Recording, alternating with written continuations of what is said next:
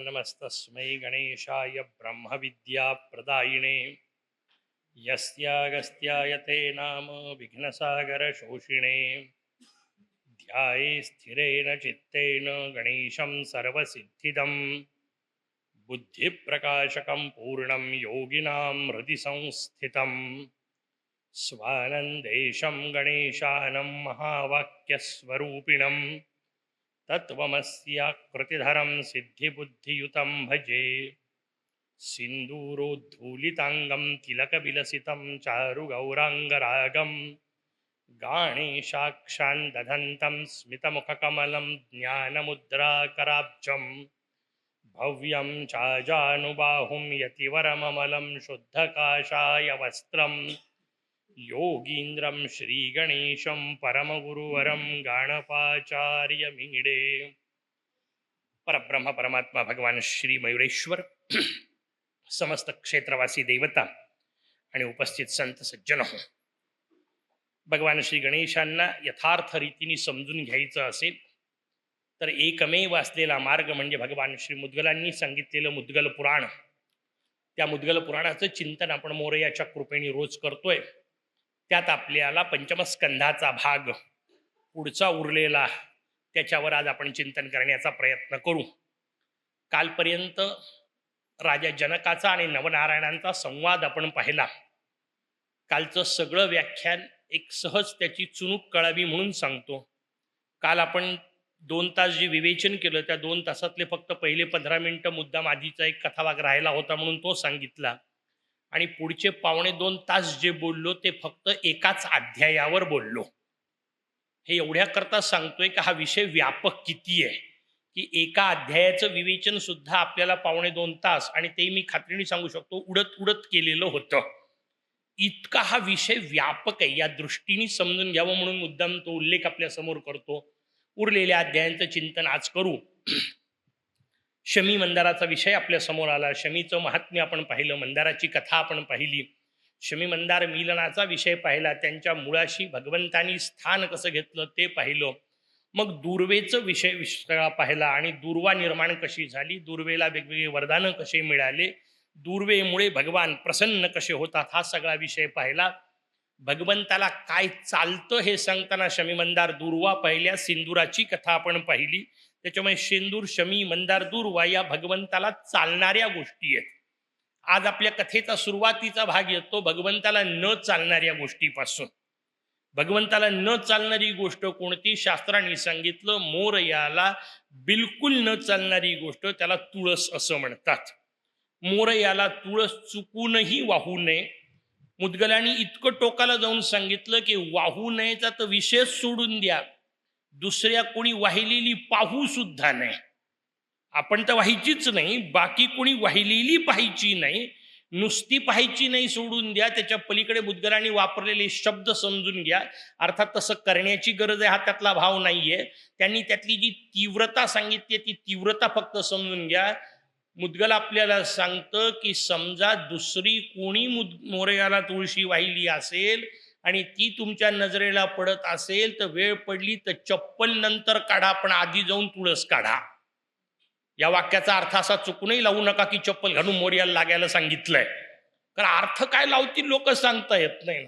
त्या अर्थाने नाही, पण त्यातली तीव्रता समजून घ्या की वेळ पडली तर चप्पल काढण्यात जेवढा वेळ जातो तेवढा सुद्धा वेळ घालवू नका. मोरयाच्या मूर्तीवरची तुळस काढली पाहिजे. स्वाभाविक प्रश्न निर्माण होतो की ज्या मोरयाला बाकी सगळं इतकं प्रिय आहे, किंवा ज्या मोरयाला बाकी सगळ्या देवतांना तुळस इतकी प्रिय आहे, त्या सगळ्याला सोडून नेमकी मोरयाला तुळस इतकी वाईट का? मोरयाला तुळशीचा इतका राग का? असा जेव्हा विषय येतो तेव्हा 2 महत्वाच्या गोष्टी असतात. पहिली एक गोष्ट सांगितली ज्याला आध्यात्मिक स्वरूपातल्या आपल्या समोर आलेल्या कथा म्हटल्या जातं. कथा सांगितल्या मुद्गलांनी, आपल्याला कथा सांगितली. कथा पहिले समजून घेऊ, तो प्रश्न नाही, पण त्याच्यानंतरची गोष्ट बाकीची वेगळी सांगील, ती पुस्तकात दिलेली नसते, ती आपल्याला समजून घेण्याची असते. कथा पहिल्यांदा काय निर्माण झाली? एक धर्मध्वज नावाचा राजा होता. या धर्मध्वज नावाच्या राजाला वृंदा नावाची एक अत्यंत सुकुमार कन्या होती, कमालीची सुंदर होती. इतकी सुंदर की देवतांनी मागणी मागावी. अनेकांनी ते राजकुमारांनी तिला मागणी मागितली, पण वृंदेचं म्हणणं पक्क होतं की मी माझ्या आयुष्यात कुठल्याही माणसाशी लग्न करणार नाही. मला लग्नच करायचंच असेल तर मी भगवान विष्णूंशी करीन. राजा म्हणाला, काही काय विचार करते? देवतांशी कुठं लग्न करता येतं का? मानवी शरीराला ते शक्य आहे का? आणि तपश्चर्येशिवाय भगवान भेटतील कसे? हिने सांगितलं, काय व्हायचं ते होईल, पण मी लग्न करील तर विष्णूशी, नाही तर करणार नाही. असं म्हणून तिने भगवान विष्णूंचा मंत्र स्वीकारला आणि नाना प्रकारे तपश्चर्या सुरू केली. भगवान सहजासहजी भेटण्याची शक्यता नसते, पण खूप मोठी तपश्चर्या झाली आणि त्या तपश्चर्येचा परिणाम असा वेगळा झाला की त्या तपश्चर्येने तिचं अंतर्ज्ञान जागृत झालं. ते अंतर्ज्ञान जागृत झाण्याचा पुढचा परिणाम असा झाला की तिला त्या तपात लक्षात आलं की आपण भलेही विष्णूंच्या याच्याकरता प्रयत्न करतोय आणि विष्णूंशी आपल्याशी विवाह करावा म्हणतोय, पण लक्षात तिच्या आलं की अरे, विष्णूंच्या पलीकडचं तत्व तर मोरया आहे. त्याच्या ज्ञानाच्या माध्यमातून तिला ते कळलं आणि नेमका कर्मधर्म संयोगाने ती गंगेच्या किनाऱ्यावर फिरायला गेली असताना तिथे भगवान तिला तपश्चर्या करताना दिसले, आराधना करताना दिसले. स्वाभाविक प्रश्न निर्माण होईल की भगवान गणेश आराधना कसे करतील? तर त्याचं उत्तर आहे, भगवान गणेश इथं जेव्हा वर्णन केलेलं असतं तेव्हा तो शिवपुत्र स्वरूपातला एक अवतार बसलेला होता. शिवपुत्र स्वरूपातल्या एका अवताराने ध्यान करायला पंचायत नसते. आता हे ध्यान कोणाचं करत होते? त्याचं उत्तर आहे, ते आत्मचिंतनच करत होते, कारण दुसऱ्याचा करायचा विषयच नव्हता. त्याच्यामुळे शांतपणे मोरया स्वतःच चिंतन करत बसलेत, आत्मानंदात विलीन आहेत. अशी अवस्था तिने पाहिली आणि समोर भगवान गणेश दिसल्यानंतर ही स्नानाकरता गेली होती, तिला किनाऱ्यावर भगवान दिसले आणि ते विनायक स्वरूप पाहिल्यानंतर तिने स्वाभाविक त्यांच्या मागे लागायचा प्रयत्न केला. राक्षसी वृत्ती इथं निर्माण होत असते. ठरलं कोणाशी होतं लग्न करायचं? भगवान विष्णूंशी. समोर दिसले कोण? भगवान गणेश. जे दिसले ते चालतील असं नंतर वाटणे, यालाच राक्षसी वृत्ती असं म्हणतात.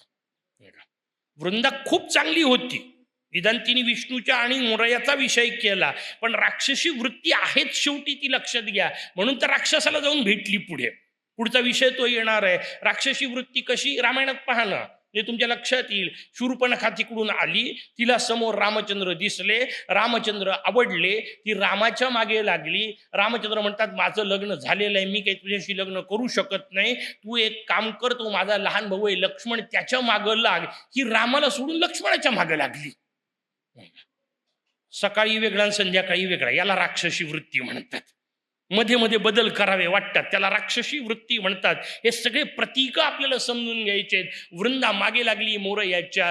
तिने पहिले मोरयाच्या अंगावर पाणी उडवायचा प्रयत्न केला, त्यांचं ध्यान भंग करण्याचं पाप केलं, तेवढ्यानी जमलं नाही म्हणून त्यांचे कपडे ओढायचा प्रयत्न केला आणि त्या सगळ्या याचा परिणाम म्हणून त्यांचं ध्यान तुटलं. अंगावरचे वस्त्र ओढणारी दिसली. ती वस्त्र ओढणारी दिसली म्हटल्यानंतर मोरयाने सांगितलं, तू मला उघडं वागडं करायचा विचार करतीयस, याचा अर्थ उघड्या उघड्या वृत्तीची आहेस, म्हणून तू उघडी राहणारी हो, म्हणून वृक्षरूप हो.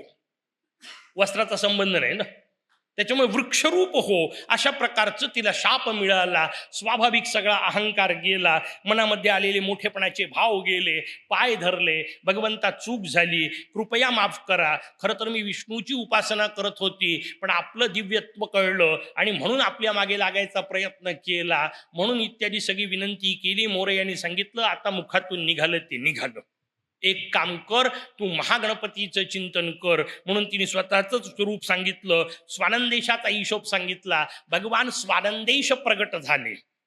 पहिल्यांदा आलंय ते विष्णू आपलं शिवसुत स्वरूपातलं आहे एक अवतार. त्या अवताराने स्वानंदेश स्वरूपाचं चिंतन सांगितलं, पण भगवान स्वानंदेश सांगतायत माझ्याच अवताराने सांगितलंय. आता मी कसं बदलणार?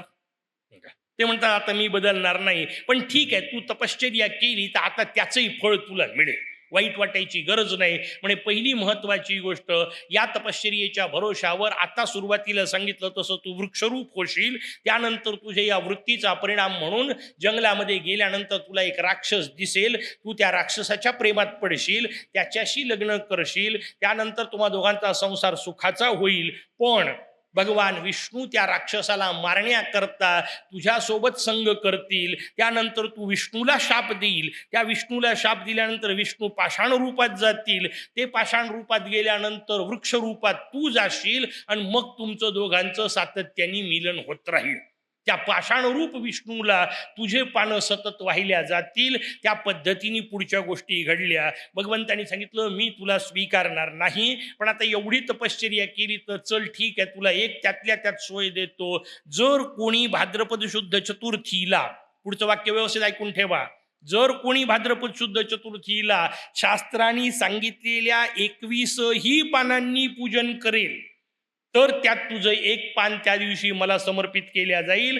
तेही फक्त पायाला लावायचं, काढून ठेवायचं आणि अंगठा धुवून टाकायचा.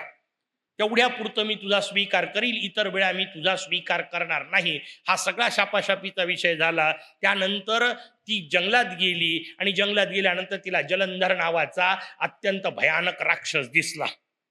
तिने त्या जलंधराशी लग्न केलं. पुढचा कथाभाग नंतर जेव्हा आपण विकटचरित्र पाहू त्यावेळा येणार, त्यावेळा आपण त्याचा आणखीन विस्ताराने विचार करू. पण त्या विषयाचा हिशोब झाला आणि भगवान विष्णूंना शाप मिळाला आणि भगवान विष्णू पाषाण रूप झाले.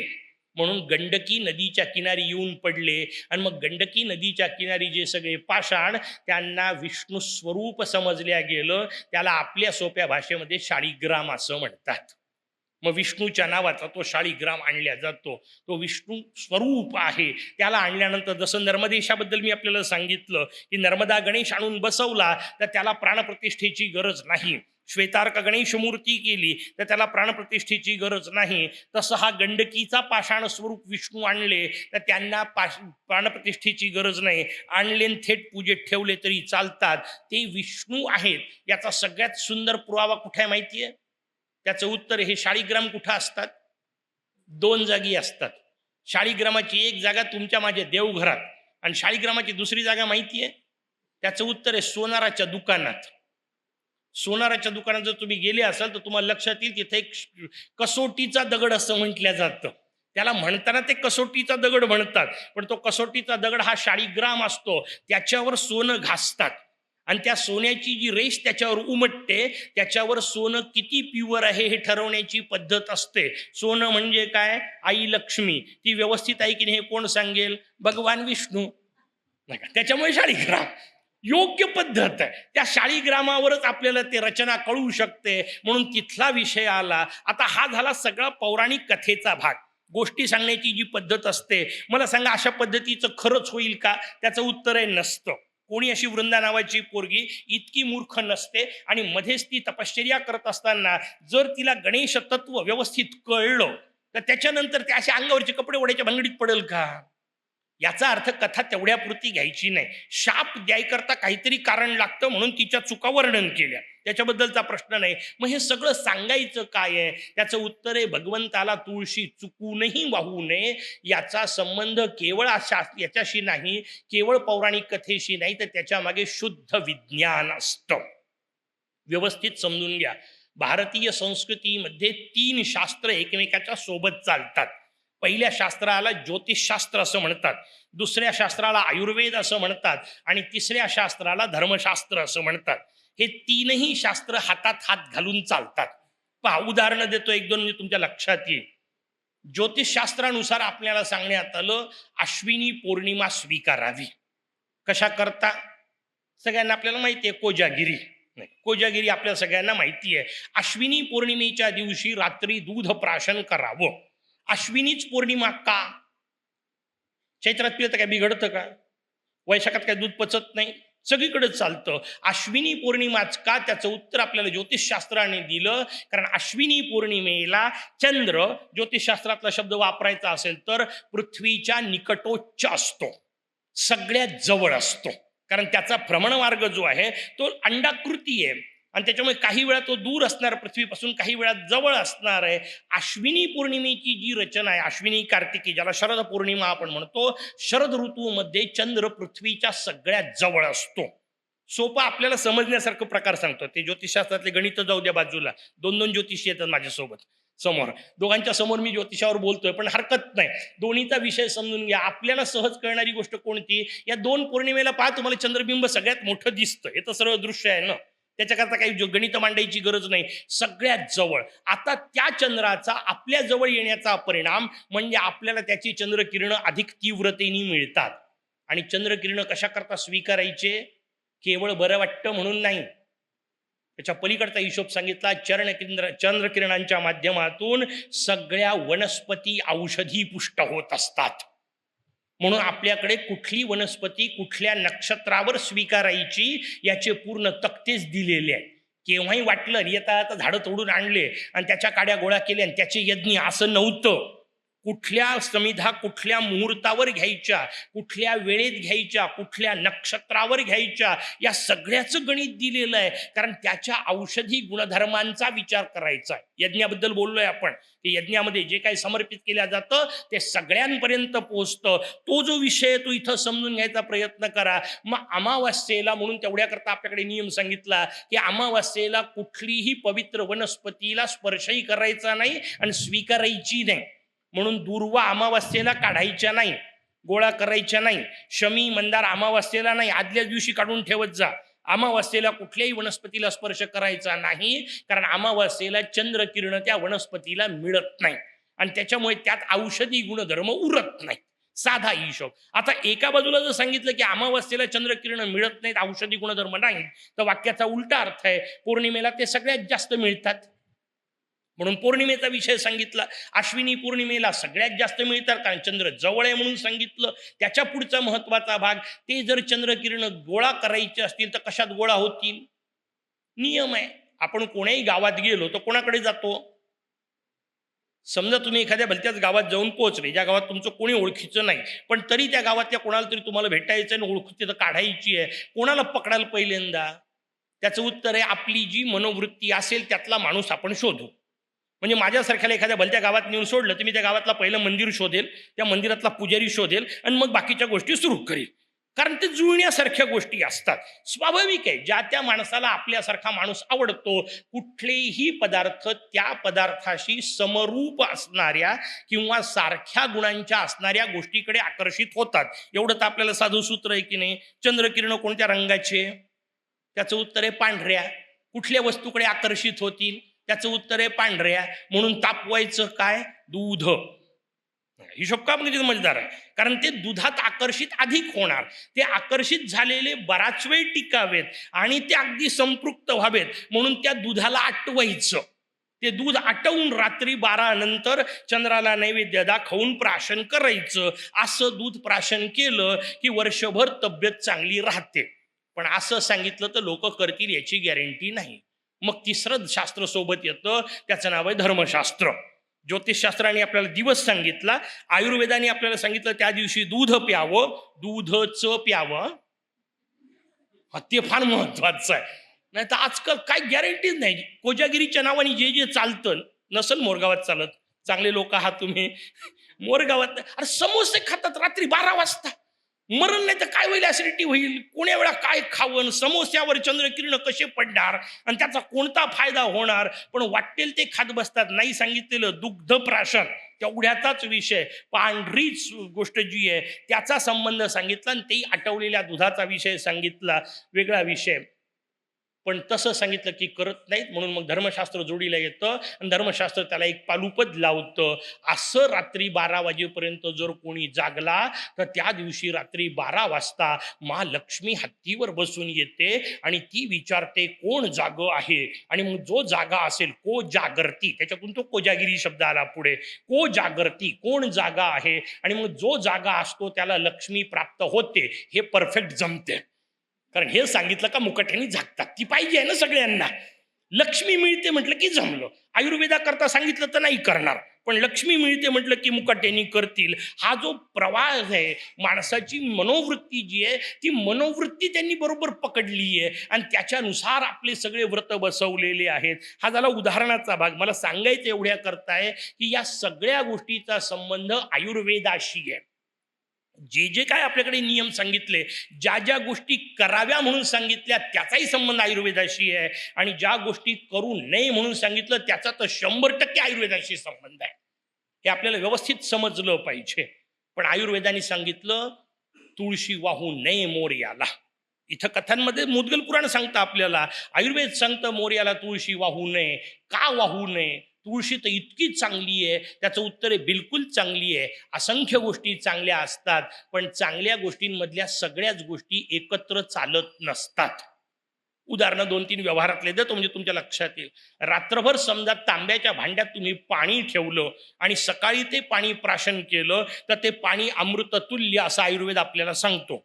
बरं, दूध नुसतंच अमृततुल्य म्हणून त्याचं वर्णन केलं. दूध चांगलं, पाणी रात्रभर तांब्याच्या भांड्यात ठेवलं तर ते चांगलं, पण तांब्याच्या भांड्यात दूध किंवा दही ठेवलं तर ते विष होतं.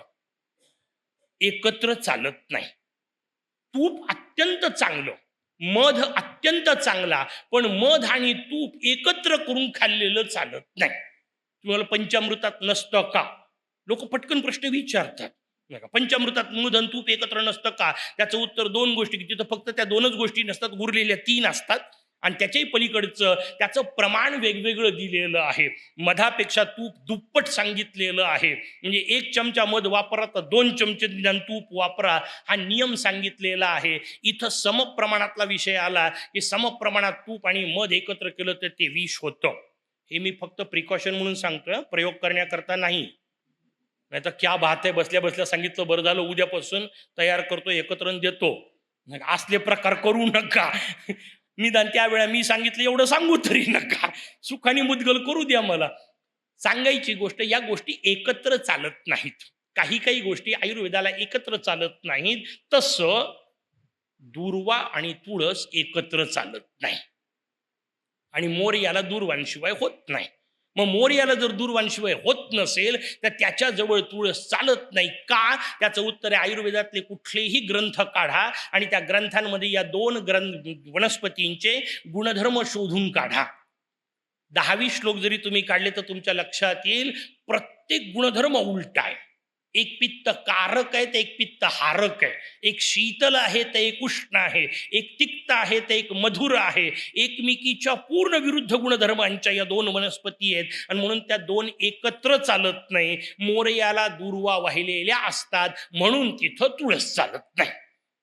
काही काही गोष्टी सांगितल्या आपल्याकडे, मोरयाला चुकू नये, तुळस वाहू नये. तसं जगदंबेचे जे रूप पार्वती स्वरूपातले आहेत, उग्र स्वरूपातले आहेत, त्यांना चुकूनही दूर्वा वाहू नये.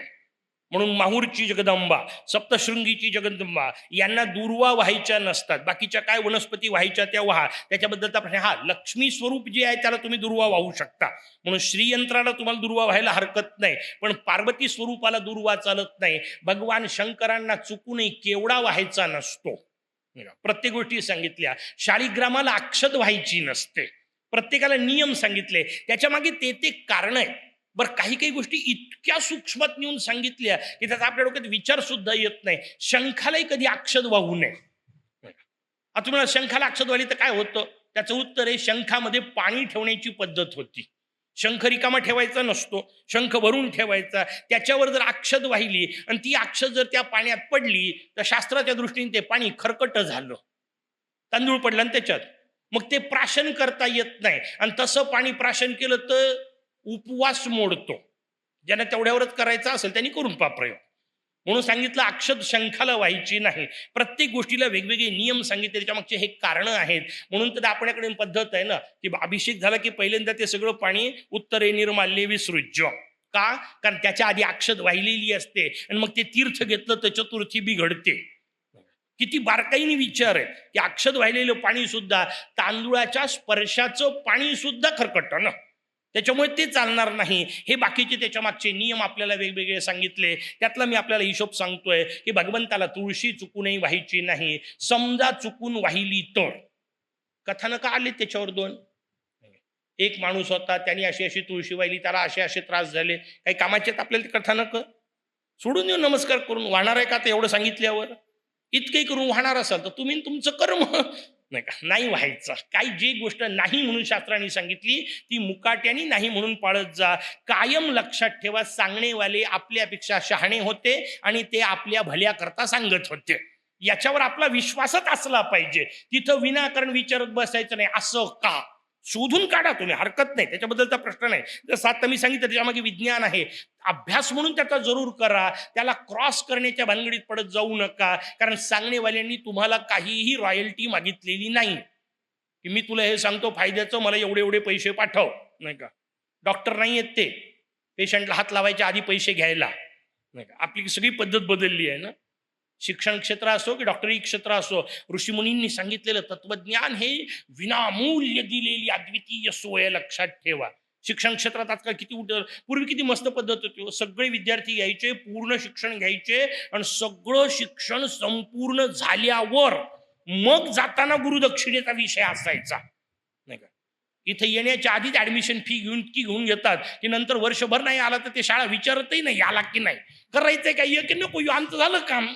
नाही का, डॉक्टर हात नंतर लावतात, आधीच पैसे घेतल्या जातात. अरे काय झालंय ते तर तपास, नंतर पैसे त्याच नाही, सगळं आधीच घेतात. सगळ्या रचना अजब झाल्या. म्हणजे कोणालाही नावं ठेवतोय तर भाग नाही, पण समजून घ्या, डॉक्टरकडे गेले की ते पहिली चिठ्ठी काढते, धडधड औषध लिहून देते आणि मग सांगते या टेस्ट करून घ्या. मग टेस्ट केल्यावर तर निदान औषध लिहित जा, आधीच काय लिहितो. पण ते आधीच ठरलेलं असते, कारण टेस्टमध्ये काही निघणार नसते हे त्याला माहिती असते. ते फक्त तुम्हाला टेस्ट करायला सांगतात. नाही काय, असले प्रकार नसावेत. तो विषय इथं नाहीये. इथं जे सांगितलंय ते आपल्या भल्याकरता सांगितलंय. म्हणून तुलसी विरजनाचा विचार आला. ते सगळं झाल्यानंतर त्याच्या मागचं विज्ञान समजून घेतलं आणि मग पुढचा विषय आला की आता याच्यानंतर आणखीन तुम्ही आम्हाला मोरयाच्या कथा सांगा. असं शौनकांनी सूतांना विचारलं, दक्षाने विचारलं, स्वाभाविक भगवान मुद्गलांना, आणि त्यांनी सांगायला सुरुवात केली. आणखीन एक संवाद तुला सांगतो. लक्षविनायकाचं कथानक सांगितलं होतं. लक्षविनायक म्हणजे वेरूळचं कथानक. तारकासुराच्या विनाशाकरता स्कंदाचं कथानक मी आपल्याला सांगितलं. पारद विज्ञान त्याच्या मागचं सगळं सांगितलं होतं. त्या भगवान स्कंदानी म्हणजे षडाननानी कार्तिकेयानी भगवान गणेशांची स्थापन केलेली मूर्ती ऐलापूर त्याचं मूळ नाव. त्या ऐलापुरानंतर एलापूर आणि त्यानंतर त्याचं वेरूळ असं आपण अपभ्रष्ट रूप झालं. आजही आपण गेला तर घृष्णेश्वराचं मंदिर जिथं आहे, घृष्णेश्वराच्या मंदिराच्या थोडं पश्चिमेकडे गेल्यानंतर डाव्या हाताला लक्षविनायकाचं मंदिर पाहायला मिळेल. लक्षविनायकाची स्थापना भगवान स्कंदांनी केलेली आहे. त्याच ठिकाणी ऐल नावाचा एक राजा कधी काळी झाला. या ऐल नावाच्या राजाने भगवंताची अत्यंत सुंदर अशा प्रकारची आराधना केली आणि त्या सगळ्या उपासनेचा परिणाम म्हणून संत संगती प्राप्त झाली. जगातलं सगळ्यात कठीण आणि दुर्लभ गोष्ट कोणती असेल तर ती संतांची संगती आहे. म्हणून भगवान गणेश गीतेमध्ये राजा वरेण्याला सांगतात, इतरच सुलभम राजन सत्संगोतीव दुर्लभा. जगातलं सगळ्यात दुर्लभ गोष्ट कोणती असेल तर ती संतांची संगती आहे. जन्मोजन्मीचं पुण्य लागतं. कदाचित एखाद्या वेळी भगवान भेटून जाईल, संत भेटणार नाहीत. का? कारण भगवान कृपाळू आहेत. ते सगळ्यांना हे करतात, आपल्या पायाशी स्वीकारतात, स्थान देतात. संत देत नाहीत. संत तपासल्याशिवाय घेणार नाहीत, आणि तपासल्याशिवाय जरी घेत असतील तर ते संत नाहीत. ते पुढचा महत्वाचा विषय. ते तपासत नाही, काही नाही, परीक्षा नाही, आलाय तर जाऊ दे, त्याच्याकडे पार्टी किती मोठी आहे ते पहा आणि आश्रमात घे, त्याला संत म्हणत नाहीत. संतांचा हिशोब आहे, बिना परीक्षेचा ते स्वीकारतच नाहीत. अहो, संतांनी आपल्याला बिना परीक्षेचा सोडून द्या. भारतीय संस्कृतीने सांगितलं संतांची परीक्षा घेतल्याशिवाय त्यांच्याही जवळ जाऊ नये. किती उलटा प्रकार आहे. म्हणून स्वामी विवेकानंदांनी रामकृष्णांची परीक्षा घेतली होती. किती उलटा प्रकार आहे. गुरु सुद्धा परीक्षा घेतल्याशिवाय करू नये. आपण गुरु आवडतात आपल्याला म्हणून करून टाकतो. आवडलं काय, दिसतो कसा बाबा, दिसतो कसा, हा काय निकष आहे का? त्याची दाढी किती सुंदर आहे, त्याचं बोलणं किती चांगलं आहे. बोलणं चांगलं असण्याचा संतत्वाशी काही संबंध नाही, पण लोक भाळतील कशावर सांगता येत नाही. हे नसलं पाहिजे. संत स्वीकारण्याचा विषय आला, त्याचं भाग्य मोठं सुंदर होतं. राजा आईलाकडे महर्षी गार्ग्य येऊन पोहोचले. महर्षी गार्ग्य यांनी आल्यानंतर स्वाभाविक यांनी विनंती केली, भाग्य माझ्या मागच्या जन्मीचं, आपले दर्शन झाले. अत्यंत दिव्य अशा प्रकारचं माझं माता पिता कुळ तप सगळी यादी असते. जेवढे जेव्हा संत येतात तेव्हा सगळीकडे ही यादी दिलेली असते की माझं हे सगळं धन्य झालं की आज आपलं दर्शन झालं. जगात इतकी सुंदर गोष्ट कोणती नाही, संतांचं दर्शन होणे. मग आता तुम्ही प्रत्यक्ष नसेल होत तर ते पुन्हा महत्वाचं आहे ना. ओळखायला मार्ग नाही. कुठल्याही संताच्या कपाळावर पाटी लिहिलेली नसते हा संत आहे, त्याचं काय आयडेंटिटी कार्ड तयार होत नाही, नाही का. या क्षेत्रात आयडेंटिटी कार्ड चालतही नाही ना, नाही का. हा विषय नाहीये, हा आतमधला विषय आहे. ओळखायचं कसं, त्याच्यावर सोपा उपाय आहे. नाही संत मिळत तोपर्यंत संतांनी सांगितलेलं ऐकावं, त्यांनी मिळतील पुढं. मग संतांनी काय सांगितलं त्याचं उत्तर आहे मुद्गल. हे मुद्गल व्यवस्थित वाचत राहावं, हे समजून घेत राहावं, याच्यात सांगितल्याप्रमाणे उपासना करत राहावी. ज्या दिवशी तुमची उपासना व्यवस्थित होईल त्या दिवशी श्री गुरु तुम्हाला आपोआप भेटतील. श्री गुरु ही शोधायची गोष्ट नाही आणि करण्याची तर बिलकुलच नाही. हे वाक्यच मोठं अजब आहे ना, मी गुरु केला. याच्या इतकं भयानक वाक्य नाही. आध्यात्मिक क्षेत्रात जी गोंधळ घालणारे वाक्य आहेत त्यातलं एक वाक्य आहे मी गुरु केला. मी गुरु केला या वाक्यामध्ये मी मोठा झालो नाही झालो का? कारण मी त्यांना गुरु केलंय. मी त्यांना गुरु नसते करायचं, त्यांनी मला शिष्य म्हणून स्वीकारायचं असते. आपली गडबडच इथून तिथून आहे. त्यांनी अनुगृहीत करायचं, आपण फक्त जाऊन हात जोडून उभं राहायचं. पण आपण गुरु करतो आणि आजकाल तर फॅशन आहे गुरु करण्याची. आमच्या घरी फ्रीज आहे, टीव्ही आहे, मोठी गाडी आहे, आमचे गुरु पण आहेत, त्याच गाडीतून येतात, संपला विषय. हे असली प्रकार नाहीये. श्री गुरुचरणाची शरणता तेव्हा निर्माण होईल जेव्हा तुमची उपासना साधना शुद्ध होईल. मग गुरु आपोआप भेटतात. नाही भेटले तर त्याचं उत्तर आहे श्रीमद योगींद्राचार्य, सगळ्यांचे गुरु, कारण ते जगद्गुरु. त्याच्यामुळे सगळ्यांना गुरु. त्यांनी सांगितलेलं मुद्गल, त्यांनी आपल्यापर्यंत आणून दिलेला हा दिव्य ग्रंथ, त्याचं चिंतन करत राहावं, हाच गुरु संदेश. वेगळा करायची गरज नाही. म्हणून जसं ते शिखांनी ठरवलंय की नाही, शिखांची पद्धत फार मस्त आहे. त्यांचे 10 गुरु झाले. 10 गुरु झाल्यानंतर प्रश्न निर्माण झाला आता गुरुचं काय. ते म्हणाले 11वा पातळीचा दिसत नाही, त्या योग्यतेचा दिसत नाही, आणि उगीच मठ आहे म्हणून एक कोणीतरी बसवलाच पाहिजे अशी जबरदस्ती असायची गरज नाही. पण त्याच्याकरता भांडणं होतात नाही का. एक मठाधीश आमच्या यवतमाळला पोहोचले. यवतमाळला आमचे तर परमपूज्य पिताश्री होते तेव्हाची गोष्ट. मोठं देवघर आहे मस्त. त्या देवघरात त्यांनी बसाय करता. आता बराच वेळ बैठक मांडायची म्हटल्यानंतर नुसत्या आसनावर जमत नाही, थोडासा वयाचाही विषय होता. त्यांनी मस्त गादी बिदी करून घेतली, मजबूत गादी, त्याच्या मागे लावायचा लोड, ते गादीवर बसून आरामशीर जप करायचे. राजयोगी पद्धत. उगीच भिकारी कशाला राहायचं, दणकून असलं पाहिजे. गादी करून घेतली. त्या मठाधीशांनी आल्यानंतर म्हणाले वा मस्त आहे, म्हणे क्या बात आहे, तुमच्या देवघरात गादी आहे. हे त्यांना मस्त काय म्हणाले, फार चांगली गोष्ट आहे म्हणजे आमच्याकडे गादी आहे. आणखीन एक महत्वाची गोष्ट सांगतो, या गादी करता भांडणं नाहीयेत. कारण मठांमध्ये आजकाल प्रॉब्लेम तिथंच आहे, गादी करता भांडणच जास्त. मठ राहायला बाजूला. ही परिस्थिती सगळीकडे होऊ शकते, ती नसली पाहिजे. मग आता गुरु कोणता, शिखांनी ठरवलं आता याच्यानंतर गुरु पदावर बसवण्यासारखा माणूस आपल्या जवळ नाही. म्हणून त्यांनी फार सुंदर पद्धत केली, गुरु ग्रंथ साहेब. ग्रंथ हाच गुरु. आता याच्यानंतर गुरु ग्रंथ साहेब ठेवायचे आणि जे काय म्हणायचं ते ग्रंथ साहेबांकडे बसून करायचं. आपल्याला जर व्यवस्थित गुरु मिळाले नाही, भाग्याने आपल्या समजा कमी पडलं, तर तोपर्यंत मुद्गल हेच गुरु. ग्रंथाला शरण जावं, ग्रंथात सांगितलेल्या मार्गाने जगावं. हा विषय आपल्या समोर सांगितला. महर्षी गार्ग्यांचा आणि आईलाचा संवाद चालू आहे. स्वाभाविक त्यांनी सांगितलं गार्ग्यांना की प्रार्थना करतो, मला आपण मोरयाचं वर्णन सांगा, मोरयाच्या पूजनाबद्दल सांगा, मोरयाची उपासना कशी करायची सांगा. आणि मग महर्षी गृत्समदांचा संदेश त्यांनी सांगायला सुरुवात केली. हा हिशोब व्यवस्थित समजून घ्या. पहिल्या दिवशी बोलताना थोडासा उल्लेख केला होता, कुठलेही संत स्वतःबद्दल बोलत नाहीत किंवा मी तुला आता सांगतो असं म्हणत नाही. ते कायम कोणाचा तरी आधीचा संदेश सांगायला सुरुवात करतात.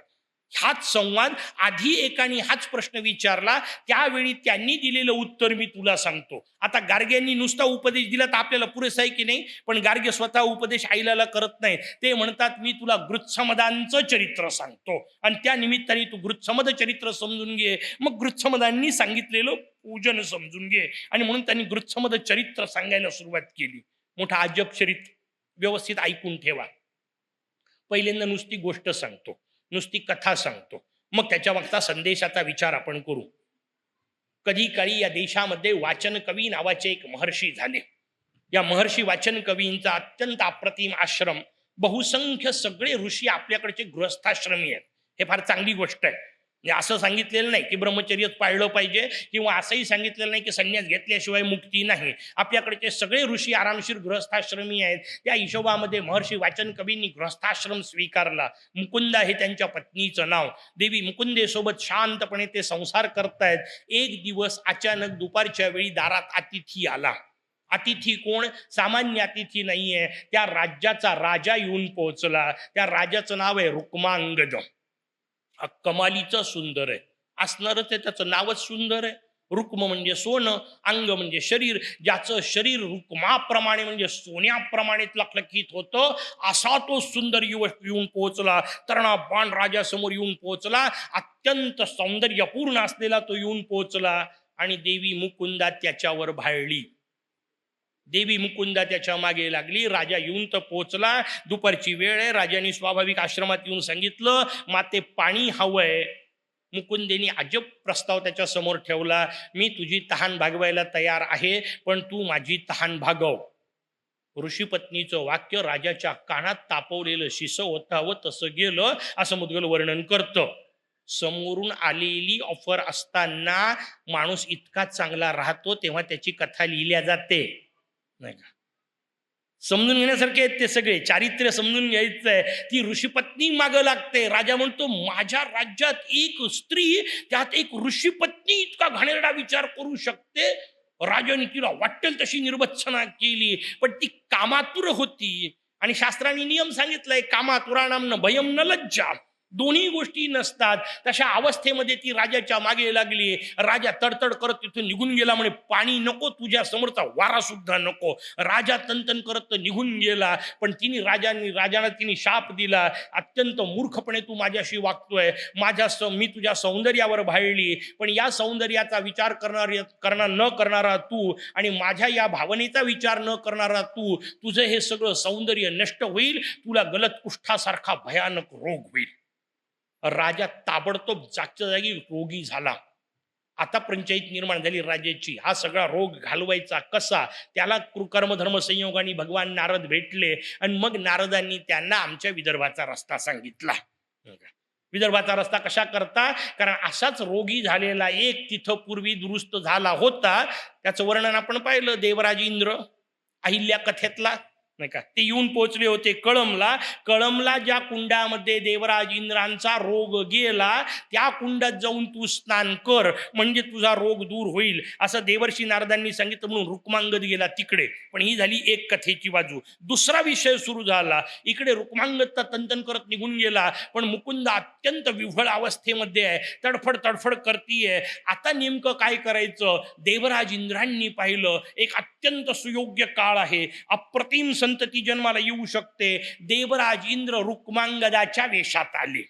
त्यांना ती जुनी सवय आहे, त्याही कथेत होतच ना. गौतमाच्या वेशात आले, इकडे रुक्मांगदाच्या वेशात येऊन पोहोचले. हिला असं वाटलं की आपल्या सगळ्या बोलण्याचा परिणाम त्याच्यावर झाला आणि म्हणून कदाचित तो परत आला. यापेक्षा अधिक विचार करण्याच्या अवस्थेतच नव्हती, म्हणून तिने दणकून राजाशी संग केला. रुक्मांगदासोबत तिचा संग झाला. वास्तविक तो देवराज इंद्रासोबत संग झाला. त्याचा परिणाम म्हणून जे ऋषी जन्माला आले त्यांना गृत्समद असं म्हटल्या गेलो. महर्षी गृत्समद जन्माला आले हे ना मुकुंदेला माहिती, ना वाचन कवींना माहिती. दोघांनाही वाटलं आपलं पोरग आहे. त्यांनी शांतपणे त्या मुलाला वाढवलं, उपनयन केलं. अत्यंत श्रेष्ठ होते, देवपुत्र होते. हा सगळा विषय झाला. आणि ते सगळं झाल्यानंतर एक दिवस मगध देशामध्ये एक मोठा वादविवाद ठरला. त्या वादविवादाकरता सगळे ऋषी एकत्र गोळा झाले. त्या ऋषींच्या सगळ्या संमेलनात जाऊन पोहोचले. अत्यंत तरुण आहेत. या तरुण गृत्समदांनी नाना प्रकारचे वाद केले आणि हे सगळे वादविवाद केल्यानंतर समोरचे ऋषी त्याच्यामध्ये पराजित होत आहेत असं पाहिलं की आपल्याकडे एक नियम आहे, शेषम कोपेन पुरयेत. एखादी गोष्ट आपल्याला जमत नसली आणि समजत नसली की शेवटी संतापून मोकळं व्हावं आणि जोरात शिव्या देऊन मोकळं झालं की काम होतं. हे आमचे शिक्षकी पेशातले लोक वापरतात. पंचायत होणारा प्रश्न विचार घे, बस मुकडे, तुला काय समजते? नाही का, मी तुझ्यापेक्षा किती मोठा आहे, शिक्षकांना कुठं असं विचारत असतात का? असं दणकून ओरडून मोकळे होतात आणि मी सांगतो तसाला तसं लिहून टाक. अरे उत्तर दे ना बाबा, तू त्याच्याकरता जन्माला आलाय ना. पण ते नाही करणार. ही माणसाची प्रवृत्ती आहे, समोरच्याला रागवून मोकळं व्हायचं. आपलं अज्ञान आपण रागात दाबत असतो. हा जो विषय आहे तो स्वाभाविक तिथेही झाला. महर्षी अत्रींनी सांगून मोकळं केलं, अरे म्हणे काय तू आमच्यासोबत वादविवाद करतोय आणि कशाचा आम्हाला हरवण्याच्या गोष्टी करतोय? रुक्मांगदाचा पुत्र तू, तुला बोलायचा काय अधिकार? यांना ते भयंकर धक्कादायक होतं की अत्रींसारखा एक अधिकारी पुरुष मला रुक्मांगद पुत्र का म्हणतोय. आश्चर्य वाटलं, कमाल वाटली. पण आता नेमकं विचारणार कोणाला? मी नेमकं पोरग कोणाचं हे सांगण्याचा अधिकार फक्त एकाच व्यक्तीला ना. त्याचं उत्तर आहे आई. म्हणून कायम लक्षात ठेवा, फक्त आईच प्रत्यक्ष नातं आहे, बाकी कुठलंही नातं प्रत्यक्ष नाही. म्हणून तिला सगळ्यात आधी सांगितलं प्रत्यक्ष नातं कोणाचं? त्याचं उत्तर आहे फक्त मातेचं. बापाचंही नातं प्रत्यक्ष नाही. नेमका कोण ते आई सांगेल तेच, त्याच्याशिवाय उत्तरच नाही. आणि कायम लक्षात ठेवा, तसंही बाप कोण याचं आई सांगेल याच्याशिवाय उत्तरच नाही. आणि ते केवळ व्यवहारातच नाही, आणखीन एका वेगळ्या बाबतीत सांगतो. इथं बसलेल्या कोणाला सांगता येईल का नक्की उत्तर त्याचं? नाही सांगता येत. आपण काय म्हणतो, बाबा हे कशावरून? आई म्हणते म्हणून. कुठं DNA टेस्टिंग करून घेतली? आता दिसायला सारखे असणे वगैरे भरगा असू शकतो त्यातल्या त्यात, पण नसल समजा दिसायला सारखं, कळायला मार्ग काय आहे? कळायला मार्ग काही नाही. बाप कोण याचं उत्तर आहे आई सांगेल तो, नाही का? तसं भगवान आहे कशावरून? बाप आहे तो जगाचा. भगवान आहे कशावरून? त्याचं उत्तर आहे श्रुती माता सांगते म्हणून. वेद आपल्याला सांगतात म्हणून. उत्तर विचारायचे नाही, कशावरून हा प्रश्न तिथे विचारायचा नसतो. श्रुतीने सांगितलं म्हणून आहे. हा विषय आपल्या समोर आला. हिने जसा प्रश्न पडला तेव्हा स्वाभाविक गृत्समद वापस येऊन पोहोचले. अर्थात तोपर्यंत गृत्समदांची ताकद समजलेली होती, त्यांचा अधिकार कळलेला होता. येऊन दणकंतीने त्यांनी विचारलं मुकुंदेला. मुकुंदेने बिचारीने सांगून टाकलं. आता तिने अर्थात सांगितलं ते असत्य होतं, कारण तिलाच खरं माहित नव्हतं. तिने सांगितलं असं असं मी रुक्मांगदावर भाळली होती, त्याच्यापासून तू जन्माला आला. यांना इतका संताप आला, अशा प्रकारच्या व्यभिचारी बाईच्या पोटी मी जन्माला आलो. त्यांनी तिला शाप दिला, तू कंटकी वृक्ष होशील, तुझ्यावर पशुपक्षी सुद्धा बसणार नाही, कोणी तुझे फळं सुद्धा खाणार नाही, कडू फळांनी युक्त असलेली वृक्ष होशील, असा तिला शाप दिला. अर्थात ते काय ऐकून येते का? शाप दिल्यानंतर समोरचा कसा ऐकल? तिने शाप दिला, तुझ्या पोटी एक भयानक राक्षस जन्माला येईल. दोघांनी एकमेकाला शापाशापी केली आणि गृत्समदांनी ठरवलं की नाही, हे असं शरीर काय कामाचं, पापातून निर्माण झालेलं, आपण त्याच्यापेक्षा आत्महत्या करू. गृत्समद आत्महत्या करण्याकरता निघाले. आकाशवाणी झाली, तू आत्महत्या करण्याच्या भानगडीत पडू नको, तू रुक्मांगद नावाच्या राजाचा पोरगा नाही, तू देवराज इंद्राचा पोरगा आहे. ते म्हणतात तरी काय फरक पडला, माझ्या बापाचं तर नाहीच आहे, म्हणजे मी आत्महत्या करण्याच्या योग्यतेचा आहे. पुन्हा वापस आत्महत्येचा विचार आला. पुन्हा आकाशवाणी झाली, भगवान गणेशांचं चिंतन कर, भगवान गणेशांचं स्मरण कर, उपासना कर, त्यातून मुक्त होशील. त्यानंतर ते उपासनेला गेले. 2 स्थानं सांगितल्या जातात. आपल्या सगळ्यांना माहिती असलेलं अष्टविनायकातलं स्थान सांगितलं जातं, वरद विनायकाचं. तिथे गृत्समदांनी उपासना केली. पण मी त्या स्थानाबद्दल पूर्ण आदर बाळगून सांगतो. दुसरं स्थान जास्त शक्यता असलेलं आहे, ते आहे विदर्भामधलं भद्रावती नावाचं क्षेत्र. कारण मुद्गल पुराणाने वापरलेला शब्द भद्रक क्षेत्र असाच वर्णन आहे. गृत्समद कुठं गेले तर भद्रक क्षेत्रावर जाऊन त्यांनी उपासना केली. आणि भद्रक शब्दाशी भद्रावती हा जास्त मिळता जुळता त्याच्या काळातला शब्द आहे. म्हणून तिथंही भगवान गणेशांचं स्वरूप आहे. तिथेही मोरयाचं नाव वरद विनायकच आहे आणि तिथेही गृत्समदांनी स्थापना केली आहे. मग हे नाही का? त्याचं उत्तर आहे ऋषी अनेक जागी फिरत होते, अनेक जागी तपस्या करत होते. याच्याबद्दल कमी वाटायची गरज नाही. सगळे स्थान आपल्यासाठी पवित्र आहेत. मोरयाचं प्रत्येक स्थान आपल्यासाठी आदरणीयच आहे, तो भाग वेगळा. पण मी आपल्याला सांगितलं या 2 पैकी एका जागी गृत्समदांनी तपश्चर्या केली आणि पुढे गृत्समद मुक्त झाले. ही झाली कथा. हा झाला सरळ सरळ भाग. आता पुढची गोष्ट समजून घ्या. मला सांगा, अशी कथा सांगायची मुद्गलांना गरज काय? नुसतंच तुम्हाला सांगितलं असतं एक गृत्समद नावाचे ऋषी होते, त्यांनी मोरयाची उपासना केली. काम होत होतं की नव्हतं? तुम्ही काय विचारायला जात होते का त्यांच्या वडिलांचं नाव कोणतं आहे? मग अशी मी तुम्हाला गार्ग्यांबद्दल सांगितलं, तुम्ही विचारलं का गार्ग्यांच्या वडिलांचं नाव काय, त्यांच्या आईचं नाव काय? कुठंतरी विचारलं का? नाही विचारलं. पण गृत्समदांच्या वडिलांचं नाव सांगितलं, आईचं नाव सांगितलं, राजाचं नाव सांगितलं आणि त्याच्या पलीकडे त्या ऋषी पत्नीचा व्यभिचार सांगितला. काय गरज पडली होती? कशाला सांगत बसले? मला सांगा, भगवान मुद्गल राजा दक्षाला संदेश देतायत, एका ऋषीपत्नीच्या व्यभिचाराच्या कथा सांगत बसतील का हो? याच्याकरता पुराण आहेत का? त्याचं उत्तर आहे नाही. मग वाक्याचा अर्थ काय? वाक्याचा अर्थ या कथेचा काहीतरी वेगळाच अर्थ आहे. आणि काय वेगळा अर्थ आहे त्याचं उत्तर दुसरी एक सूत्र सांगितलं, सगळी कथा कोणा करता? माझ्या करता. गृत्समत कोण? मी. म्हणजे मी जन्माला कसा आलो? त्याचं उत्तर आहे व्यभिचारातून. किती भयानक वाक्य आहे ना. आपण सगळे, काळजी करू नका, मी तुम्ही सगळे नाही म्हणत आहे, मी पुन्हा पुन्हा सांगतोय, आपण सगळे व्यभिचारातून जन्माला आलेलो आहे. या वाक्याचा तुमच्या मातेच्या पावित्र्याशी काही संबंध नाही, त्याच्याकडे लावायचं नाहीये मला. मी आपण सगळे म्हणजे इथं बसलेले सगळे जीव. कथा व्यवस्थित समजून घ्या, त्याच्या मागचे जे शब्दाचे अर्थ आहेत ते समजून घ्या. वाचन कवी, कवी शब्दाचा अर्थ आहे श्रेष्ठ. कवी म्हणजे श्रेष्ठ, त्याच्याकरताच कवी शब्द वापरला जातो. मग सगळ्यात श्रेष्ठ कोण? त्याचं उत्तर आहे माझा मोरया. कारण तो कवीम कवीनाम, नाही का, सगळ्या कवींचा कवी. ज्येष्ठ गणानंतवा ज्या मंत्रावरच गृच्छमदांचं वर्णन आहे, त्याच मंत्रात मोरयाचं वर्णन केलं, कवीम कवीनाम, सगळ्या कवींचा कवी. याचा अर्थ बाकी सगळे श्रेष्ठ, हा त्या सगळ्यांचा श्रेष्ठ. बाकी सगळे ज्येष्ठ, हा त्या सगळ्या ज्येष्ठांपेक्षा ज्येष्ठ, म्हणून ज्येष्ठ राज. बाकी सगळे ब्रह्म, हा त्या सगळ्या ब्रह्मांचा पालक, म्हणून उरलेले सगळे देव ब्रह्म, हा मोरया ब्रह्मणस्पती.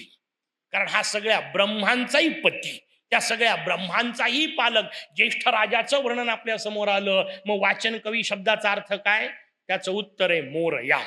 कारण श्रेष्ठत्वाचं प्रतीक कोण? मोरया. सर्वश्रेष्ठ, सर्व पूज्य, सर्वाधिक पूज्य कोण? भगवान गणेश. वाचन कवी शब्दाचा अर्थ आहे मोरया. त्यांची पत्नी नाव काय सांगितलं होतं? मुकुंदा. मुकुंदा शब्द समजून घ्या. कसा समजेल? त्याचं उत्तर आहे आपल्याला जो शब्द माहिती आहे तो समजून घ्या. आपल्याला माहिती असलेला शब्द आहे मुकुंद. भगवान विष्णूंचं अत्यंत गोड नाव आहे. मुकुंद शब्दाचा अर्थ कुठं कळेल? पहा, कुठले अर्थ कुठं कळतात. ही सगळी कथा माझ्या डोक्यात असाच भुंग घालत होती जशी तुमच्या डोक्यात घालत होती. गुरु महाराजांना विचारलं त्यामुळे मुकुंद शब्द शोध, नाही का, म्हणजे तुला मुकुंदा कळेल. त्यांनी क्ल्यू दिला. गुरु महाराज अर्थ सांगत नसतात, कायम लक्षात ठेवा. भेटले गुरु तरी पुढची गोष्ट समजून ठेवा. कधीही गुरु तुम्हाला उचलून कडेवर कुठेही नेणार नाहीत. ते तुम्हाला फक्त रस्ता दाखवतील. चालायचं काम तुम्हालाच करावं लागणार आहे. कधीही असं होणार नाही गुरुंनी तुम्हाला उचललं नेऊन ठेवलं, असं होतच नाही. असे असतात ते गुरुच नसतात, ते तर ड्रायव्हर झाले ना. ड्रायव्हर नाही पाहिजेत, गुरु पाहिजे. ते फक्त रस्ता दाखवतील. त्यांनी सांगितलं मुकुंद शब्द शोध. मी मुकुंद शब्द शोधला. मुकुंद शब्द कुठे? भगवान विष्णूंचं नाव. अर्थ कुठे सापडेल? त्याचं उत्तर लक्षात आलं. भगवान जगद्गुरु आद्य शंकराचार्य महाराज. कारण भगवान जगद्गुरु आद्य शंकराचार्य महाराजांनी प्रत्येक नावाचा अर्थ देणारं भाष्य लिहिलं. सगळे ग्रंथ लिहिले, नाना प्रकारचे ग्रंथ त्यांनी लिहिलेत. भाष्य ग्रंथ लिहिले, स्तोत्र ग्रंथ लिहिले, प्रकरण ग्रंथ लिहिले, तंत्र ग्रंथ लिहिले, शेकडो ग्रंथांची रचना केली. या सगळ्या ग्रंथांच्या पूर्वी त्यांनी पहिला ग्रंथ कोणता निर्माण केला असेल तर तो आहे विष्णू सहस्रनाम भाष्य. विष्णू सहस्रनामावर भाष्य केलं. अरे म्हटलं इथं सापडेल. मी विष्णू सहस्रनाम भाष्य शोधून काढलं. विष्णू सहस्रनाम भाष्यामध्ये शब्द सापडला मुकुंद. त्याचा भगवान जगद्गुरु शंकराचार्य महाराजांनी दिलेला गोड अर्थ आहे मुक्तिम ददाती ती मुकुंदा. जो मुक्ती प्रदान करतो त्याला मुकुंद म्हणतात. हिचं नाव मुकुंदा, स्त्रीलिंगी लावा. याचा अर्थ जी मुक्ती प्रदान करते तिला मुकुंदा असं म्हणतात. मुक्ती कोणामुळे मिळते? त्याचं उत्तर आहे बुद्धीमुळे. किती मजेदार शिशोब आहे. कारण बौद्धिक विषय, बुद्धीनीच मुक्ती मिळणार. कारण बुद्धीनीच बंध आलाय. वारंवार आपण पाहिलं ती बुद्धीच भ्रम धरते म्हणून सगळ्या पुढच्या गोष्टी आल्या. मग जिनी भ्रम निर्माण केला दूर तीच करेल ना. कुलूप ज्या किल्लीनी लागतं त्याच किल्लीनी उघडत असतं. हा नियम आहे जगाचा. त्याच किल्लीनी उघडायचंय. मग बुद्धीमुळेच भ्रम झाला असेल तर भ्रम दूर कोणामुळे होणार? बुद्धीमुळेच होणार. मुकुंदा कोण? त्याचं उत्तर आहे बुद्धी. आता ही मुकुंदा म्हणजे बुद्धी बायको कोणाची होती? वाचन कवींची. वाचन कवी म्हणजे कोण? मोरया म्हणजे बुद्धिपती. बुद्धी ही पत्नी कोणाची? मोरयाची. बुद्धी कोणाकडे जायला पाहिजे? मोरयाकडे. गेली कोणाकडे? त्याचं उत्तर आहे रुक्मांगदाकडे. आणि रुक्मांगद शब्दाचा अर्थ आता समजून घेतला मगाशी सांगितलेला, तर मग कथा समजते. रुक्म म्हणजे सोनं. आणि मग जी बुद्धी सोन्याच्या मागे लागते, मोरयाला सोडून संसाराच्या मागे लागते, ती दुसऱ्याच्या मागे लागणे, याला व्यभिचार म्हणतात की नाही? म्हणजे माझ्या बुद्धीने व्यभिचार केला की नाही? आणि असा व्यभिचार तिने केला म्हणून तर जन्माला आलो. माझी बुद्धी जर संसाराच्या दिशेला लागली नसती, ती मोरयाच्या दिशेला लागली असती, तर कशाला संसारात यावं लागत होतं? त्या बुद्धीनी मोरयाला सोडून संसाराच्या मागे लागली म्हणून गडबड झाली. त्याला व्यभिचार म्हणतात. त्या व्यभिचारातून आपण जन्माला आलो. पटलं? कळलंच पाहिजे. याचा अर्थ पापातून जन्माला आलो, याचा अर्थ आपणच केलेल्या पापाचा परिणाम म्हणून आपल्याला हे शरीर मिळालं. उपाय काय? उपाय आकाशवाणीने सांगितला. गृत्समधांना थेट कळला. आपल्याला नाही कळला तर निदान गृत्समधाच्या कथेतून तर कळला की नाही? आकाशवाणीने आपल्याला सांगितलं, जर याच्यातून सुटायचं असेल तर गणेश उपासना कर. दुसरा मार्ग नाही. पण आपण त्याच्यातच अडकतो, व्यवहारात नाना प्रकारे अडकतो आणि त्या व्यवहारातल्या मोठेपणाला धरून चालत राहतो. मग आपला गृत्समद होत नाही, नुसताच मद. आणि कशा कशाचा अहंकार? माणसाला त्या व्यवहारातल्या प्रत्येक गोष्टीचा अहंकार येतो. नाही चालत हो व्यवहारातला अहंकार. अहो, व्यवहारातला अहंकार व्यवहारातही चालत नाही. अध्यात्मात सोडून द्या, खूप लांबची गोष्ट झाली. चला उदाहरण सांगतो. एक गाव होतं. गावामध्ये एक ऑफिसर येऊन पोहोचले. ऑफिसर येऊन पोहोचल्या, नवीन नवीन लागलेला होता. फूड अँड टेक वगैरे सगळ्याचा हिशोब करणारा, अन्न संशोधन प्रकारे करणारा एका शेतकऱ्याकडे गेला. दणकून त्यांनी शेतकऱ्याला सांगितलं, मला तुझ्या शेतीची तपासणी करायची आहे. मला असं कळलं की तू इथं चुकीचे पिकं घेतो. याने सांगितलं, महाराज असं काही करत नाही, उद्या भानगडी पडू नका. पण नवीन नवीन अहंकार अंगात आलेला, मी बॉस आहे, माझ्याजवळ हे आहे. त्यांनी दणकून सांगितलं, आय कार्ड आहे म्हणे माझ्याजवळ, मी काही तपासू शकतो. शेतकऱ्याने सांगितलं, ठीक आहे म्हणे, करा, पण एक विनंती करतो, त्या पलीकडच्या कोपऱ्यात जाऊ नका शेताच्या, बाकी काही करा, तिकडच्या बाजूला जाऊ नका. काही ऐकायला तयार नाही. नको म्हटलं की करायचं, माणसाची प्रवृत्ती. हा दन सगळं शेत सोडून त्याच कोपऱ्यात पहिले गेला आणि जसा गेला त्याच्या चौपट वेगात धावत वापस आला. कारण तिकडून एक वळू त्याच्या मागं लागलेला. नाक फेंदारून तो वळू त्याच्या मागं. आणि हा त्या शेतकऱ्याला विचारत, ए बाबा, याला कसं अडवायचं? तो म्हणे, आय कार्ड दाखवा. तुमच्याजवळ आय कार्ड आहे ना? कशाची सत्ता बोडख्याची? व्यवहारातली सत्ता व्यवहारातही चालत नाही, उपयोगी पडत नाही. अध्यात्म कशाची चालणार आहे? पण माणूस बुद्धीचा वापर, बुद्धिपती सोडून सगळ्या गोष्टीत करतोय. त्या व्यभिचारापायी आपले गृत्समद होत नाही. गृत्समद झाले नाही तर ना बाह्यपूजा होते ना मानसपूजा. कारण त्या गृत्समदांनी सांगितलेले आहेत. पूजा आपली का पोचत नाही हा प्रश्न ज्यांना ज्यांना पडलाय त्यांनी समजून घ्या. आपले गृत्समद होत नाहीत म्हणून आपली पूजा पोचत नाही. तासन तास करतात आणि ओरडतात, नेमकं एवढी पूजा केली तरी असं का? ती कायम लक्ष. हे प्रश्न फार महत्वाचे आहेत, कारण अध्यात्माच्या क्षेत्रात सगळ्यात गोंधळ घालणारे हे प्रश्न आहे. आम्ही एवढं सगळं करतो, आमचंच असं का? माझ्याच वाट्याला असं का? मोरया माझंच असं का करतो? काही करत नाही मोरया. त्याला तुमच्या बाबतीत विचार करायला सुद्धा वेळ नाहीये. समजून घ्यायचं, हे सगळे माझ्याच कर्माचे फळ आहेत. आणि माझं कर्म कोणतं? मी व्यभिचार करतोय. मोरयाची असलेली बुद्धी मी मोरयाच्या चिंतनात न लावता बाकीच्या गोष्टीत लावतोय. या पापाचे फळ कोणाला मिळतील? मला सोडून माझे मलाच मिळतील. त्या बुद्धीचा वापर तिकडं झाला पाहिजे, सिद्धीचा वापर तिकडं झाला पाहिजे. सिद्धी आणि बुद्धी सिद्धी पतीकडे लावायच्या हे सांगणारं जे चरित्र त्यांना गृत्समदाचं चरित्र म्हणतात. मग त्या गृत्समदांनी 2 प्रकारच्या पूजा सांगितल्या. इतका विस्तृत विषय आहे की त्याच्यावर आपल्याला फार चर्चा करणं सुद्धा शक्य नाही. त्यांनी नित्यक्रम पहिले सांगितला. उठल्यापासून झोपेपर्यंत कसं जगावं सगळं आपल्याला शक्य नाही, पण उठल्यावर पहिलं काम करावं सांगितलं होतं तसं. झोपतानाच लक्षात ठेवा, उठल्याबरोबर जिथं नजर जाईल तिथे एक सुंदर मोरयाचा फोटो कायमचा लावून ठेवा. उठल्याबरोबर पहिले नजर मोरयाच्या फोटोवर गेली पाहिजे. उठलं की पहिले धन्यवाद द्या. सांगितलं होतं ना, कशा करता उठवलं, काय गॅरंटी होती? रात्रीच खपला, काय सांगता येते का?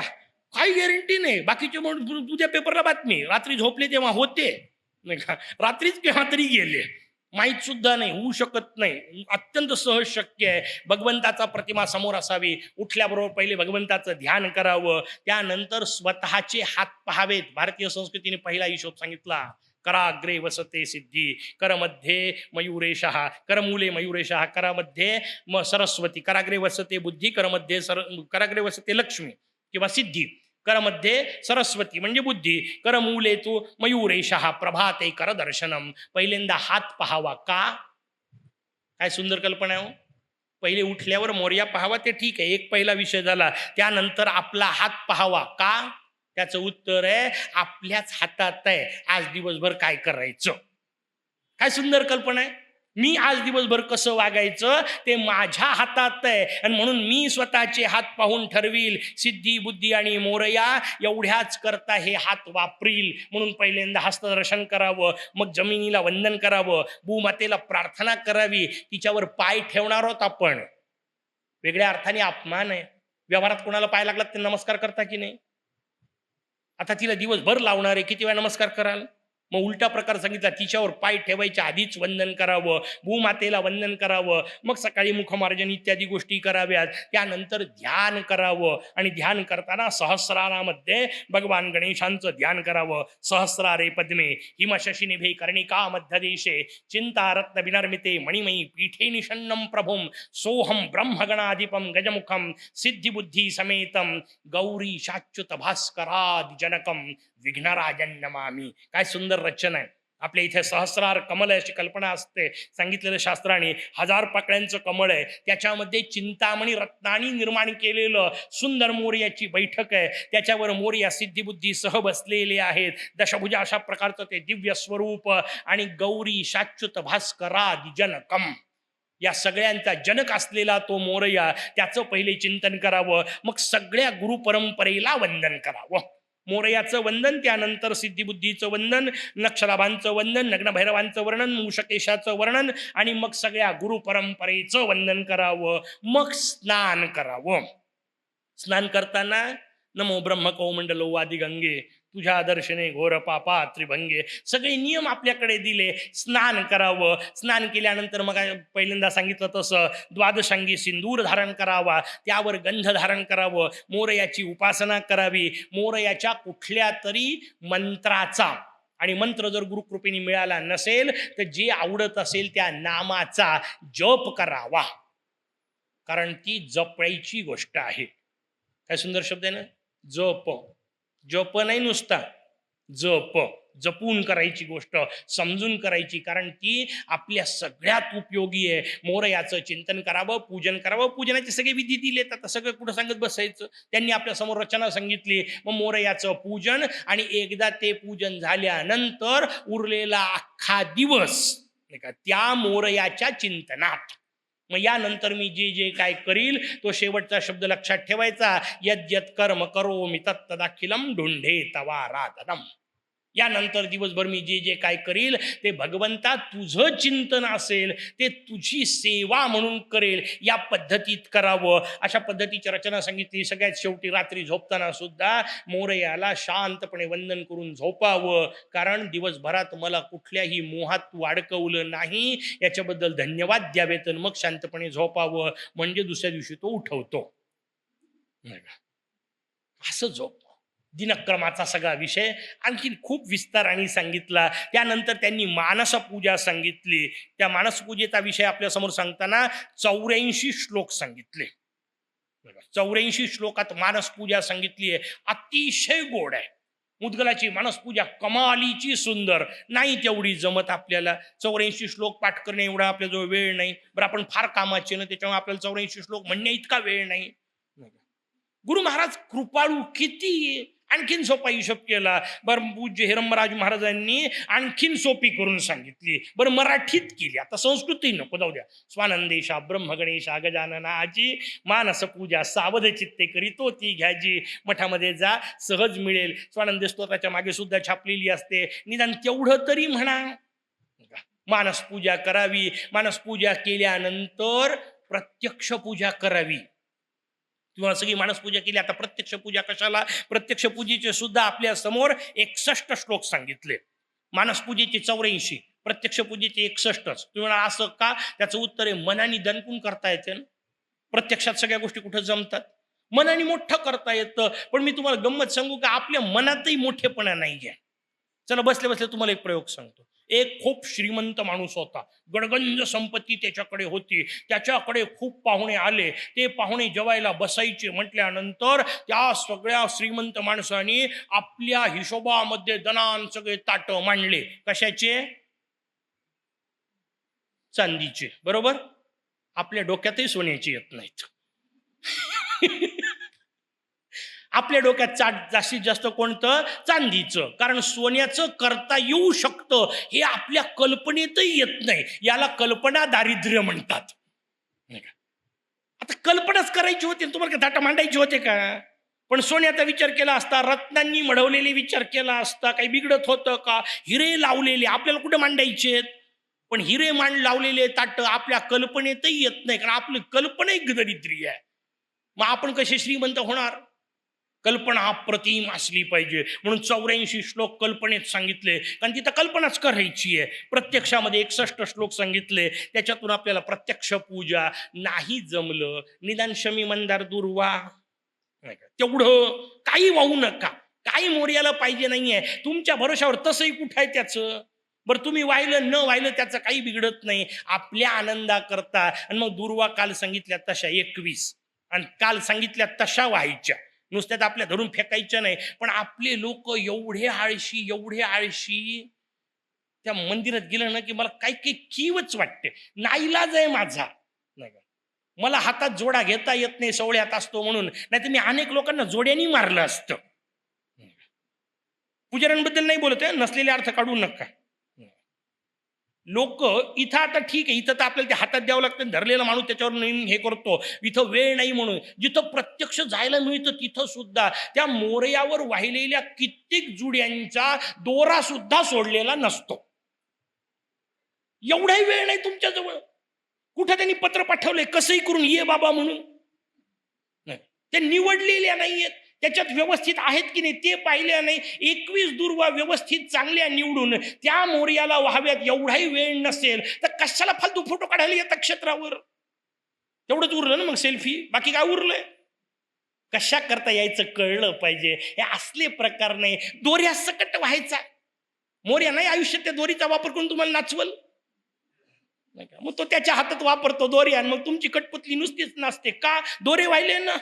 नाही का, असला प्रकार नसला पाहिजे. उपासना ही शांत समजून उमजून काहीच करत नाही. फार पूर्वी पूजा सांगायला जायचो, सोडून दिलं मी नंतर पूजा सांगायला जाणं. का? ते ताप पाहून. सत्यनारायणाची पूजा म्हटलं की सत्यनारायण मांडायचे. घरामध्ये सत्यनारायणाची पूजा म्हटलं की मांडायचं कोणता देव? भगवान श्रीकृष्ण. आणतात तिथं ठेवतात. केवढा कृष्ण? एवढाच. नाही का, त्याच्या पलीकडचा मोठा बिट्ट कुठं? तेवढाच असतो सामान्यतः घरामध्ये. एवढा कृष्ण आणून तिथं ठेवतात. मी त्याला सांगितलं गंध लाव. याने बोट बुचकळलं गंधाच्या वाटीत आणि थापलं कृष्णाला. त्याला थापलंच शब्द ना, दुसरा काय वापरू मी? अरे तो कृष्ण केवढा, त्याचं कपाळ केवढं, भ्रूमध्य केवढा, गंध केवढं, तुझं बोट केवढं. त्याच्या नाकात तोंडात सगळीकडं जर गंध लावल तर भगवान तुमच्याकडं कसा पाहिल याचा विचार कधीतरी नको का? पण पूजा अशीच करता की नाही? वा म्हटलं की वा, हळद म्हटलं का धरतीन फेकते. अरे त्याच्या नाकात तोंडात गेली, काही विचार नाहीये, देणं घेणंच नाहीये. वाहा म्हटलं की वाहा, ते दुर्वा वाहा म्हटलं की धरतीन गचकन त्याच्यावर. अरे पण श्वास आतमध्ये मोर्याचा गुदमरल. मोर्या जिवंत याच्यावर आमचा विश्वासच नाहीये. भगवान समोर येऊन बसलेला सजीव आहे याच्यावर विश्वासच नाही. पाठ केलंय आगच्छ जगदाधार सुरासुर वरार्चित म्हणतात नुसते, करतात कुठं? अरे शमी मंदार दुर्वा व्हायच्या असतील तर त्या सुद्धा मोर्याला धक्का बसणार नाही, इतक्या हळुवार वाहिल्या गेल्या पाहिजे. तो विषय सगळा. म्हणून आपल्याकडे बाह्य पूजा सांगितली, मग पहिले मानस पूजा, त्यानंतर प्रत्यक्ष पूजा. आधी मानस पूजा सांगितली. पहिले मनानी पूजा होत असेल तर बाहेरच्याचा अर्थ आहे, नाही तर बाहेरचा नुसताच दिखावा आहे.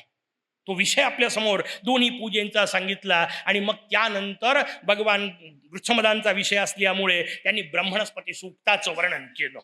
सगळ्यात श्रेष्ठ सूक्त भगवान गणेशांचं. त्या सूक्ताचे 21 पाठ केले की त्याला एकविंशती असं म्हणतात. अशा 21 एकविंशती केल्या की त्याला मंडल असं म्हणतात. आणि तशा 21 मंडलांनी युक्त असलं की त्याला महामंडल असं म्हणतात. असं महामंडलांनी त्यांनी मोरयाचं अनुष्ठान केलं तेव्हा भगवान कदाचित भेटतो. एका अवतरणात त्याच्यातही मधले मधले श्लोक फक्त सुरुवातीचे म्हणायचे आणि बाकीचं आहेच असं गृहीत धरायचं अशांना भेटत नसतो. समजून घेण्यासारखं आहे. शांतपणे अनुष्ठान किती कठीण आहेत हे या निमित्ताने समजून घ्या. अशा प्रकारचं अनुष्ठान भगवान वृक्षमदांनी केलं. त्याचा सगळा विषय आला. स्वाभाविक आईलानी प्रश्न विचारला की असे सगळं अनुष्ठान केल्यानंतर ते स्वानंद लोकात गेले असं आपण मला सगळं समजावून सांगितलं. एक काम करा, मला तो स्वानंद लोक कसा आहे तेही सांगा.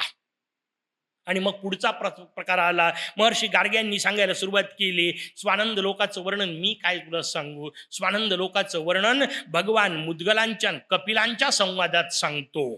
का तर तेच मगाचा विषय. मी माझ्या जवळचं सांगत नाही, आपल्या जवळचं लावत नाही. मला वाटलं ते केलं असं नाही. त्या दोघांनी जे सांगितलं. का मुद्गलांनी कपिलांना विचारलं त्याचं उत्तर एक, कपिलांच्या आश्रमामध्ये भगवान येऊन पोहोचले होते. चिंतामणी नावाचा भगवंताचा अवतार आहे. तो कपिलांच्या आश्रमामध्ये झाला. कपिलांच्या आश्रमामध्ये झालेल्या चिंतामणी अवतारामध्ये कपिलांना भगवान गणेशांनी स्वतःच्या लोकाबद्दल सांगितलं. ते सगळ्यांना कळलं की कपिलांना चिंतामणीनी आपल्या लोकाबद्दल सांगितलंय म्हणून ते भाग्य आपल्याला कळावं म्हणून भगवान मुद्गल तिथं गेले ऐकायला. वाक्याचा अर्थ असा काढू नका की याचा अर्थ मुद्गलांना माहीत नव्हतं का. तर नसलेला अर्थ निघायचा ना. जर मुद्गल तिथं विचारायला गेले तर याचा अर्थ स्वानंद लोक कसा आहे मुद्गलांना माहिती नव्हतं का. त्याचं उत्तर नाही. पहिल्यांदा सांगितलं सगळ्या ऋषींचे प्रश्न, सगळ्या देवतांचे प्रश्न त्यांना पडणारे प्रश्न म्हणून नसतात, तर ते आपल्याला संधी मिळावी म्हणून विचारलेले असतात. त्यांच्या विचारण्यातून त्या विषयाचं चिंतन होतं आणि ते चिंतन समोर येऊन आपल्यापर्यंत चिंतन पोचतं म्हणून ते एकमेकाला विचारतात. हा भाव एकदा काय लक्षात ठेवायचा. महर्षी मुद्गल जाऊन पोचले कपिलांकडे. काय सुंदर रचना आहे. भगवान कपिल कोण आहेत? सामान्य व्यक्तिमत्व नाहीये. भगवान कपिल हे प्रत्यक्ष भगवान विष्णूंचे अंश आहेत. भगवान विष्णूंचे जी 24 अवतार सांगितले त्यात कपिल मुनी सांगितले. आणि कपिल मुनींनी सांगितलेलं जे सगळं तत्वज्ञान, त्या तत्वज्ञानाला सांख्य तत्वज्ञान असं म्हणतात. म्हणून सांख्य तत्वज्ञानाचे उद्गाते असणारे कपिल मुनी. गंमत पा कशी आहे. संवाद कोणाचा आहे? एक सांख्य तत्वज्ञान सांगणाऱ्याचा. सांख्य तत्वज्ञानाचा गाणपत्य संप्रदायात कुठं संबंध आला? परवा सांगितलं होतं जेव्हा गजानन सांगितला. गजानन तत्वाचं जेव्हा वर्णन आलं, गजानन अवतार जेव्हा सांगितला तेव्हा सांगितलं की पहिला अवतार वक्रतुंड देह ब्रह्म, एकदंत देही ब्रह्म, महोदर बोध ब्रह्म, गजानन सांख्य ब्रह्म. आणि हे चार कोणाचे? हे व्यक्तीशी संबंधित. म्हणून व्यष्टीतले. उरलेले चार समष्टीतले. म्हणून पुढचा चारचा संबंध समष्टीशी. समष्टीतला शेवटचा अवतार कोणता? त्याचं उत्तर आहे धूम्रवर्ण. धूम्रवर्ण अवतार कोणाचा? भगवान शंकरांचा. तीव्रतम तेजाचा. त्याचा संबंध मुद्गराशी. कारण शंकर सगळं संपवून मोकळं करणार, मुद्गर कुठल्याही गोष्टीचा चुरा करून संपवून टाकणार. ते मुद्गर भगवंताच्या हातातलं मुद्गल रूपात आलं. पहिल्या दिवशी आपण कथा पाहिली. जसं मुद्गर म्हणजे तो मुसळ सगळ्या गोष्टींचा चुरा करतो, समोरच्याचा नष्ट करतं, तसं अज्ञानाला पूर्ण चुरा करणारं तत्वज्ञान ज्या मुद्गलांच्या मुखातून आलं ते भगवंताच्या हातातलं मुद्गर हा विषय सांगितला. आणि मग ते मुद्गलाचार्य सांख्य तत्वज्ञान सांगणाऱ्या कपिलांना विचारतात. म्हणून व्यष्टीतलं टोक कपिल, समष्टीतला विषय मुद्गल आणि ते दोघांचा संवाद. हे इकडचं टोक आहे, ते तिकडचं टोक आहे. त्या दोघांचा संवाद आला आणि स्वाभाविक कपिलांना विचारण्यात आलं. कपिलांनी त्याच्या आधी सांगितलं. दोघं जण एकमेकाला भेटले. फार सुंदर रचना आहे. भगवान कपिलांचं सगळं महत्व मुद्गलांनी आपल्या मुखातून सांगितलं. मुद्गलांचं महात्म्य कपिलांनी आपल्या मुखातून सांगितलं. काय सुंदर रचना आहे. दोघही परस्परांची प्रशंसा करतायत, कारण दोघही श्रेष्ठ आहेत. आणि त्या प्रशंसेत सांगताना एक मस्त मुद्दा आहे, तो आपल्या कामाचा म्हणून तेवढा सांगतो, बाकीची सगळी प्रशंसा जाऊ द्या. ते कपिल मुद्गलांचं वर्णन करताना सांगतात, तुम्ही लिहिलेलं जे पुराण आहे ते बाकी सगळ्या पुराणांपेक्षा वेगळं आहे, कारण ते सत्य न लपवता सांगितलेलं पुराण आहे. अजब वाक्य आहे. हे पुराण सत्य न लपवता सांगितलेलं पुराण आहे. वाक्याचा वेगळा अर्थ काय झाला? बाकीचे पुराण सत्य लपवतात, असा अर्थ झाला की नाही? याचा अर्थ उरलेल्या पुराणांना चुकीचं म्हणायचंय का? त्याचं उत्तर आहे नाही. ते सगळे बरोबर आहेत, पण पूर्ण सत्य सांगत नाहीत, हेही खरं आहे. समजून घेतलं पाहिजे. पूर्ण सत्य सांगत नाहीत म्हणजे काय? त्याचं उत्तर आहे, भागवताची कथा आपण पाहिली. भागवताच्या कथेलाही माहिती होतं की नाही भगवान श्रीकृष्णाचं अंतर्ज्ञान गेलं. याचा अर्थ कशाने गेलं हे माहिती होतं की नाही? माहिती होतं. याचा अर्थ कसं आलं हेही माहिती होतं की नाही? माहिती होतं. पण ते भागवतांनी सांगितलं का? त्याचं उत्तर आहे नाही. याचा अर्थ भागवत 100% सत्य सांगतं का? त्याचं उत्तर आहे नाही. 99.99% सत्य. पण एक पॉइंट ठेवला शिल्लक. लक्षात ठेवा, 100% सत्य सांगितलं नाही, कारण विष्णूंचंच महत्व सांगायचंय म्हणून न सांगता सांगणे. न सांगता सांगणे या प्रकारातून जे केलेलं आहे, यात मी भागवताचा अधिक्षेप करत नाहीये. व्यवस्थित समजून घ्या. भागवताला नावं ठेवण्याची आपली पात्रता नाही, योग्यता नाही, ती आपली कुठलीही लायकी नाही. मला मुद्गल त्याच्यापेक्षा श्रेष्ठ एवढंच सांगायचंय. तेवढंच फक्त त्यातलं समजून घ्या. भागवत कनिष्ठ आहे असा अर्थ होत नाही. हे त्याच्यापेक्षा श्रेष्ठ आहे एवढंच सांगायचंय. मी जेव्हा विष्णू शंकराधिकांपेक्षा मोर्या श्रेष्ठ सांगतो, तेव्हा विष्णू शंकर कमी आहेत असा त्याचा अर्थ चुकून घेऊ नका. माझा मोर्या सांगायचा असेल तर उदाहरण आपले कसे चालतील? उदाहरण शंकर विष्णूंचेच लागतील की नाही? आपली तुलना होऊच कुठं शकते? म्हणून त्या दोघांचा हिशोब सांगितला, मग त्यांच्यापेक्षा श्रेष्ठ. याचा अर्थ ते कनिष्ठ आहेत असा नाही, आपल्यापेक्षा सगळेच वरिष्ठ, पण हा त्या सगळ्यांपेक्षा वरिष्ठ. हा जो विषय आहे त्या अर्थाने मुद्गलाचं वर्णन. म्हणून हे एकमेव पुराण आहे जे कुठलंही रहस्य न लपवता सांगतंय. याचं वर्णन आपल्या समोर केलं. आणि मग स्वाभाविक मुद्गल विषय आला, स्वानंद लोकाचं वर्णन सांगा. मग मुद्गलांनी विचारलेल्या प्रश्नानंतर त्यांनी स्वानंद लोकाचं वर्णन सांगायला सुरुवात केली. कसा असतो हा स्वानंद लोक? त्यांनी पहिल्यांदा सांगितलं, जेव्हा आत्मशक्ती भगवंत निर्माण करतात, भगवान स्वतःहून स्वानंदेश प्रकट होतात. प्रकट झाल्यानंतर ती स्वतःचीच शक्ती निर्माण करतात. त्या स्वानंदेशाची जी शक्ती, तिला आत्ममाया, स्वानंद माया असं म्हणतात. त्या स्वानंद मायेने ती स्वतःचाच लोक निर्माण करतात. किती मजेदार रचना आहे. माया यांचीच, निर्माण हेच करतात. तुम्हाला असं कुठं असतं का? असतं. फार सुंदर उदाहरण तुम्हाला सांगतो.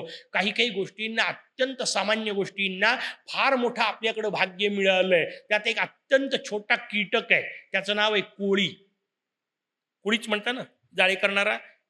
स्पायडर म्हटलं की पटकन कळतं. तो कोळी जो आहे, त्या कोळ्याचं मोठं भाग्य मजेदार आहे. अध्यात्मामध्ये या कोळ्याला फार मान आहे.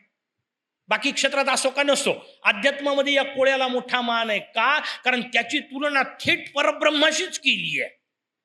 तुम्हाला काय बाप आहे, एवढसा कोळी तोही परब्रह्म? त्याचं उत्तर आहे, आपल्याकडे सगळीचकडे परब्रह्म पाहिला जातो, नाही का? काय सुंदर रचना आहे ना. म्हणजे स्वामी विवेकानंद अमेरिकेत फिरत होते आणि एकाने त्यांना सांगितलं, काय मूर्ख लोकांचा देश आहे म्हणे तुमचा, ज्याला दिसल त्याच्या पाया पडतो, नाही का? गाईच्या पाया पडतो, दगडाच्या पाया पडतो, झाडांच्या पाया पडतो. मूर्ख लोक भरलेले आहेत. स्वामीजी म्हणाले, बेटा ते मूर्ख नाही आहेत, ते काय करतायत ते तुला समजलं नाही, हा तुझा प्रश्न आहे. म्हणे समजून घे. कधीतरी असा एखादा भारतीय पाहिला का जो झाडाला नमस्कार करेल आणि म्हणेल, हे झाडा मी तुला नमस्कार करतो? तो म्हणे नाही. म्हणे दगडाला नमस्कार करताना तो असं कधी म्हणतो का, हे दगडा मी तुला नमस्कार करतो?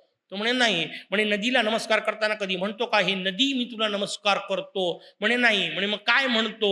म्हणे नाही, नदीला नमस्कार करताना म्हणतो, हे गंगे भगवती मी तुला नमस्कार करतो. झाडाला नमस्कार करताना, हे भगवंता मी तुला नमस्कार करतो. दगडाला नमस्कार करताना तो म्हणतो, हे भगवंता मी तुला नमस्कार करतो. स्वामीजी म्हणतात, हेच वाक्य व्यवस्थित समजून घे. त्यांना दगडातला भगवान कळला, तुला माणसातला माणूस कळत नाही. तू कशाला भानगडीत पडतो भारतीय संस्कृतीला बोलायच्या? कळलं पाहिजे. सगळीकडे परमात्म तत्व भरलेलं आहे. त्या कोळ्यामध्येही परमात्म तत्व कसा कोळी परब्रह्माचं, त्याचं उत्तर आहे आपल्याला कुठलीही गोष्ट निर्माण करायची असेल तर 3 गोष्टी लागतात. त्याला शास्त्रामध्ये 3 प्रकारचे कारण म्हणतात. उदाहरणार्थ एखादा मातीचा घडा समजा तुम्हाला तयार करायचा आहे, माठ तयार करायचा आहे, तर 3 गोष्टी पाहिजेत. कोणत्या? पहिल्यांदा माती लागते, त्याला उपादान कारण असं म्हणतात. दुसरी गोष्ट तयार करणारा एक कुंभार लागतो, त्याला निमित्त कारण असं म्हणतात. आणि उरलेली तिसरी गोष्ट म्हणजे त्याचं ते चाक, काडी, पाणी, भट्टी इत्यादी सगळं लागतं, याला सहयोगी कारण म्हणतात. ठीक आहे, एखाद्याजवळ समजा सहयोगी कारण नसतील, मोर्याची मूर्ती मला तयार करायची आहे, पार्थिव पूजा करायची आहे, मला मोर्याची मूर्ती तयार करायची आहे. पहिली गोष्ट लागते माती, दुसरी गोष्ट मी करणारा, आणि तिसरी गोष्ट साचा लागतो. आता समजा माझ्याजवळ साचा नसेल, मूर्ती नाही करता येणार का? येईल करता, ओबडधोबड तयार होईल, पण मूर्ती तयार करता येईल. पण किमान 2 गोष्टी तर लागतील ना, माती आणि मी, नाही का? त्याच्यामुळे उपादान कारण असल्याशिवाय आणि निमित्त कारण असल्याशिवाय काहीही तयार होत नाही. पण भगवंताच्या जवळ या 2 वेगळ्या गोष्टी नाहीत. भगवान स्वतःच निमित्त कारण आणि भगवान स्वतःच उपादान कारण. तो कोळी नेमका तसा आहे पहा. तो धागा बाहेरून आणत नाही, धागाही त्याचाच आणि तयार करणाराही तोच. स्वतःच्याच धाग्याने कोळी स्वतःच तयार करतो विश्व. तसा माझा मोरया स्वतःच्याच शक्तीने स्वतःचाच स्वानंद लोक घडवतो. आता मला सांगा, जर कोळ्याला करता येते तर मोरयाला नाही करता येत का? हा आपल्या शरीरातल्या धाग्याने जर स्वतःचं जाळं तयार करू शकत असेल तर मोरया तयार करतो, एवढं समजून घेण्यासारखं. इतक्या क्षुद्र जीवाला सुद्धा त्यांनी ताकद दिली आहे स्वतःचं विश्व तयार करायची. मोरया स्वतःच्याच इच्छेने स्वतःचा स्वानंद लोक तयार करतो. गणेश कृपेने तिथे शिवादिकांना सुद्धा प्रवेश नसलेला अद्भुत लोक तयार होतो. याचा अर्थ शंकराधिक जात नाहीत किंवा येत नाहीत असा अर्थ काढत जाऊ नका. याचा अर्थ त्यांना सुद्धा सोपं नाही, एवढाच अर्थ घ्यायचा. आणि याचा अर्थ असं जर मिळालं तर आपलं भाग्य केवढं. ते पुढचं समजून घेण्यापुरतं आहे. जिथं शंकरांना जाता येत नाही, विष्णूंना जाता येत नाही, तो स्वानंद लोक आणि तो मिळण्याचा मार्ग दिला मुद्गलांनी. आणखीन काय कृपा पाहिजे हो मला सांगा. त्या स्वानंद लोकात जाण्याचा मार्ग सांगितला. रचना आपल्याला सांगितली, ती गणेश कृपेने तिथं सगळं निर्माण केलं जातं. पहिल्यांदा शक्तिलोक लागतो. जाताना पहिल्यांदा शक्तिलोक लागतो, म्हणजे ते आधीचे सगळे आले. नरकामध्ये पहिले जावंच लागतं. जन्माला आलेल्या प्रत्येक माणसाला एकदा नरकात जाणं भाग आहे, नाही का? ते याचा अर्थ प्रत्येक वेळा वाईट समजून घेऊ नका. कारण नरकामध्ये आपल्या समोर यमराज आहेत, पण यमराजांचं दुसरं नाव धर्मराज आहे. हा, त्याच्यामुळे पुण्यवान असेल तर त्याच्यासाठी ते धर्मराज आहेत, पापी असतील तेवढ्यांसाठीच यमराज आहेत. पुण्यवंतांना त्यांची भीती बाळगायची गरज नाही, कारण आपण पहिलेच सांगितलं होतं, ज्यांनी शमी मंदार दुर्वा धारण केल्या त्याच्यात प्रभीता, ते त्यांच्या भानगडीत पडत नाही. पण तिथं जावंच लागतं का? त्याचं उत्तर आपल्या शरीरामध्ये असणारा जो धनंजय प्राण सांगितला होता, त्या धनंजय प्राणाला वैज्ञानिक भाषेत सांगू का, हा धनंजय प्राण तुमची माझी इंटरनल चीप आहे, नाही का? मेमरी कार्ड ज्याला आपण म्हणतो ते. आयुष्यभर तुम्ही जे काही केलं ते त्या धनंजयाच्या मेमरी कार्डमध्ये बसलेलं आहे. ही तिथं गेल्यानंतर ती मेमरी कार्ड एकदा रिचार्ज करून घ्यावं लागतं. त्याच्यात काय काय आलंय ते पाहून घ्यावं लागतं, नाही का?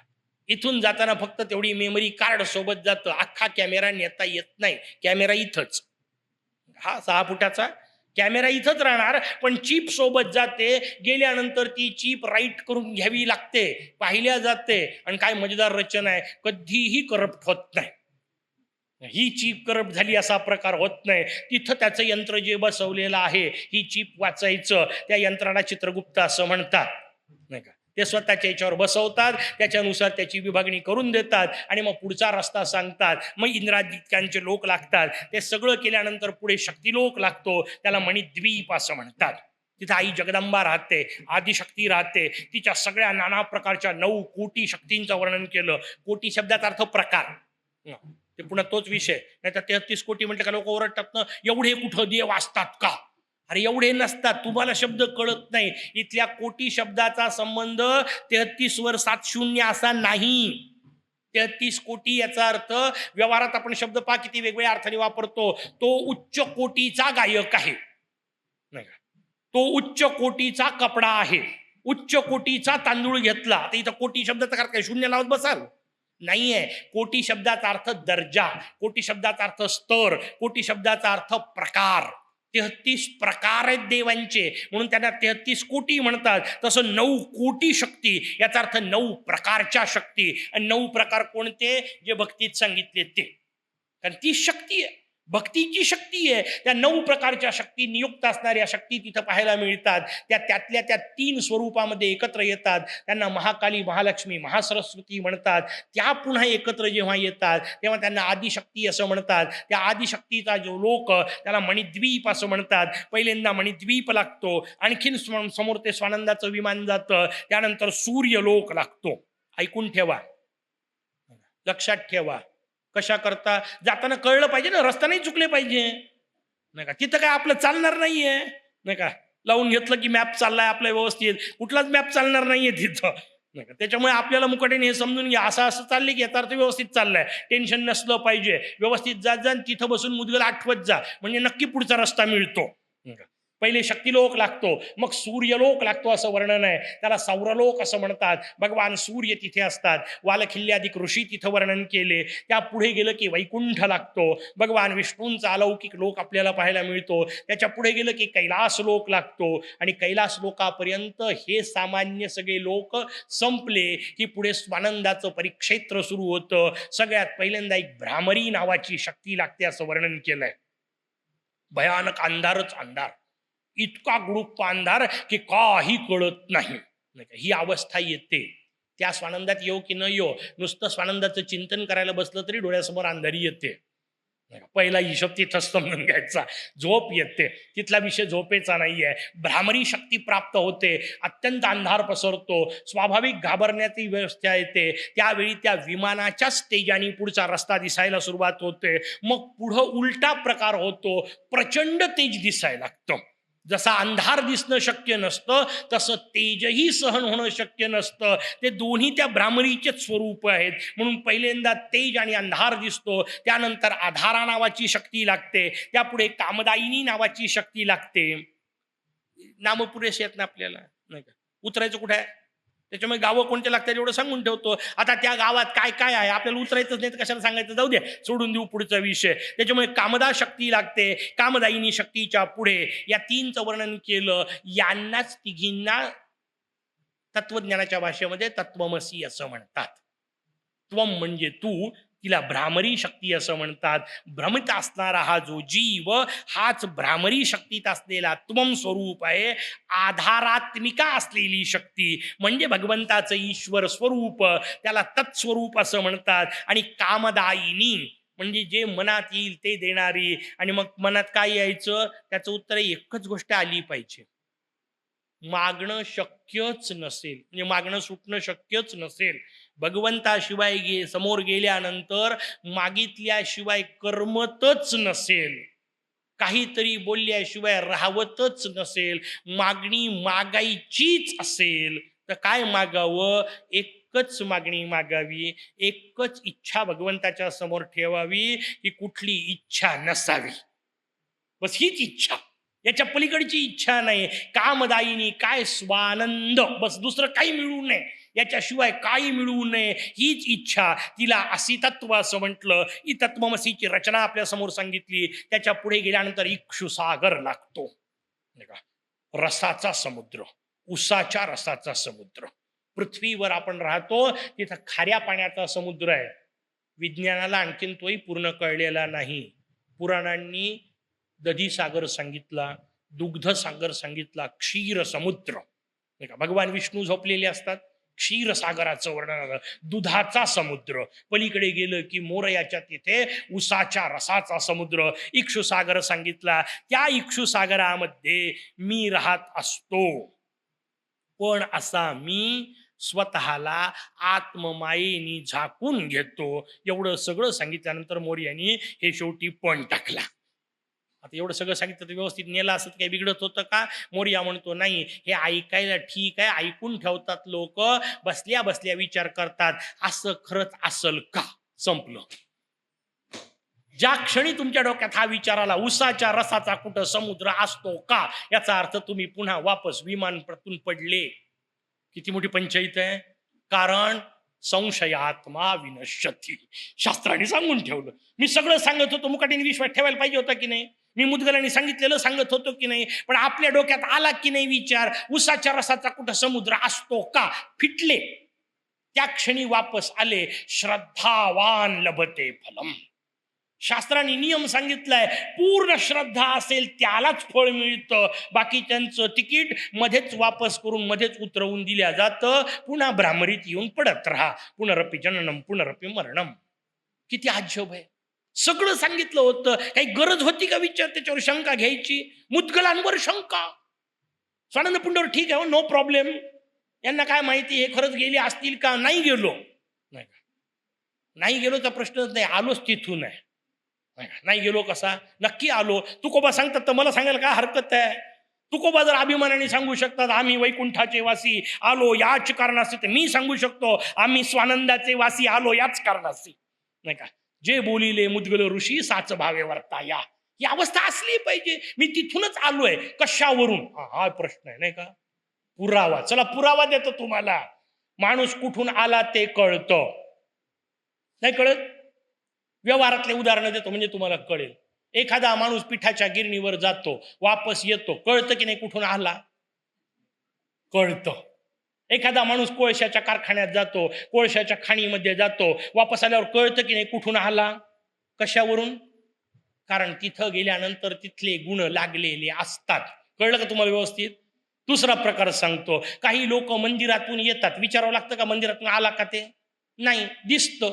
हातामध्ये उरलेला अर्धा नारळ, थोडीशी उरलेले फुलं, फाडलेली प्रसादाची पुडी असली की समजून घ्यायचं मंदिरातून आला. विचारायची गरज आहे का?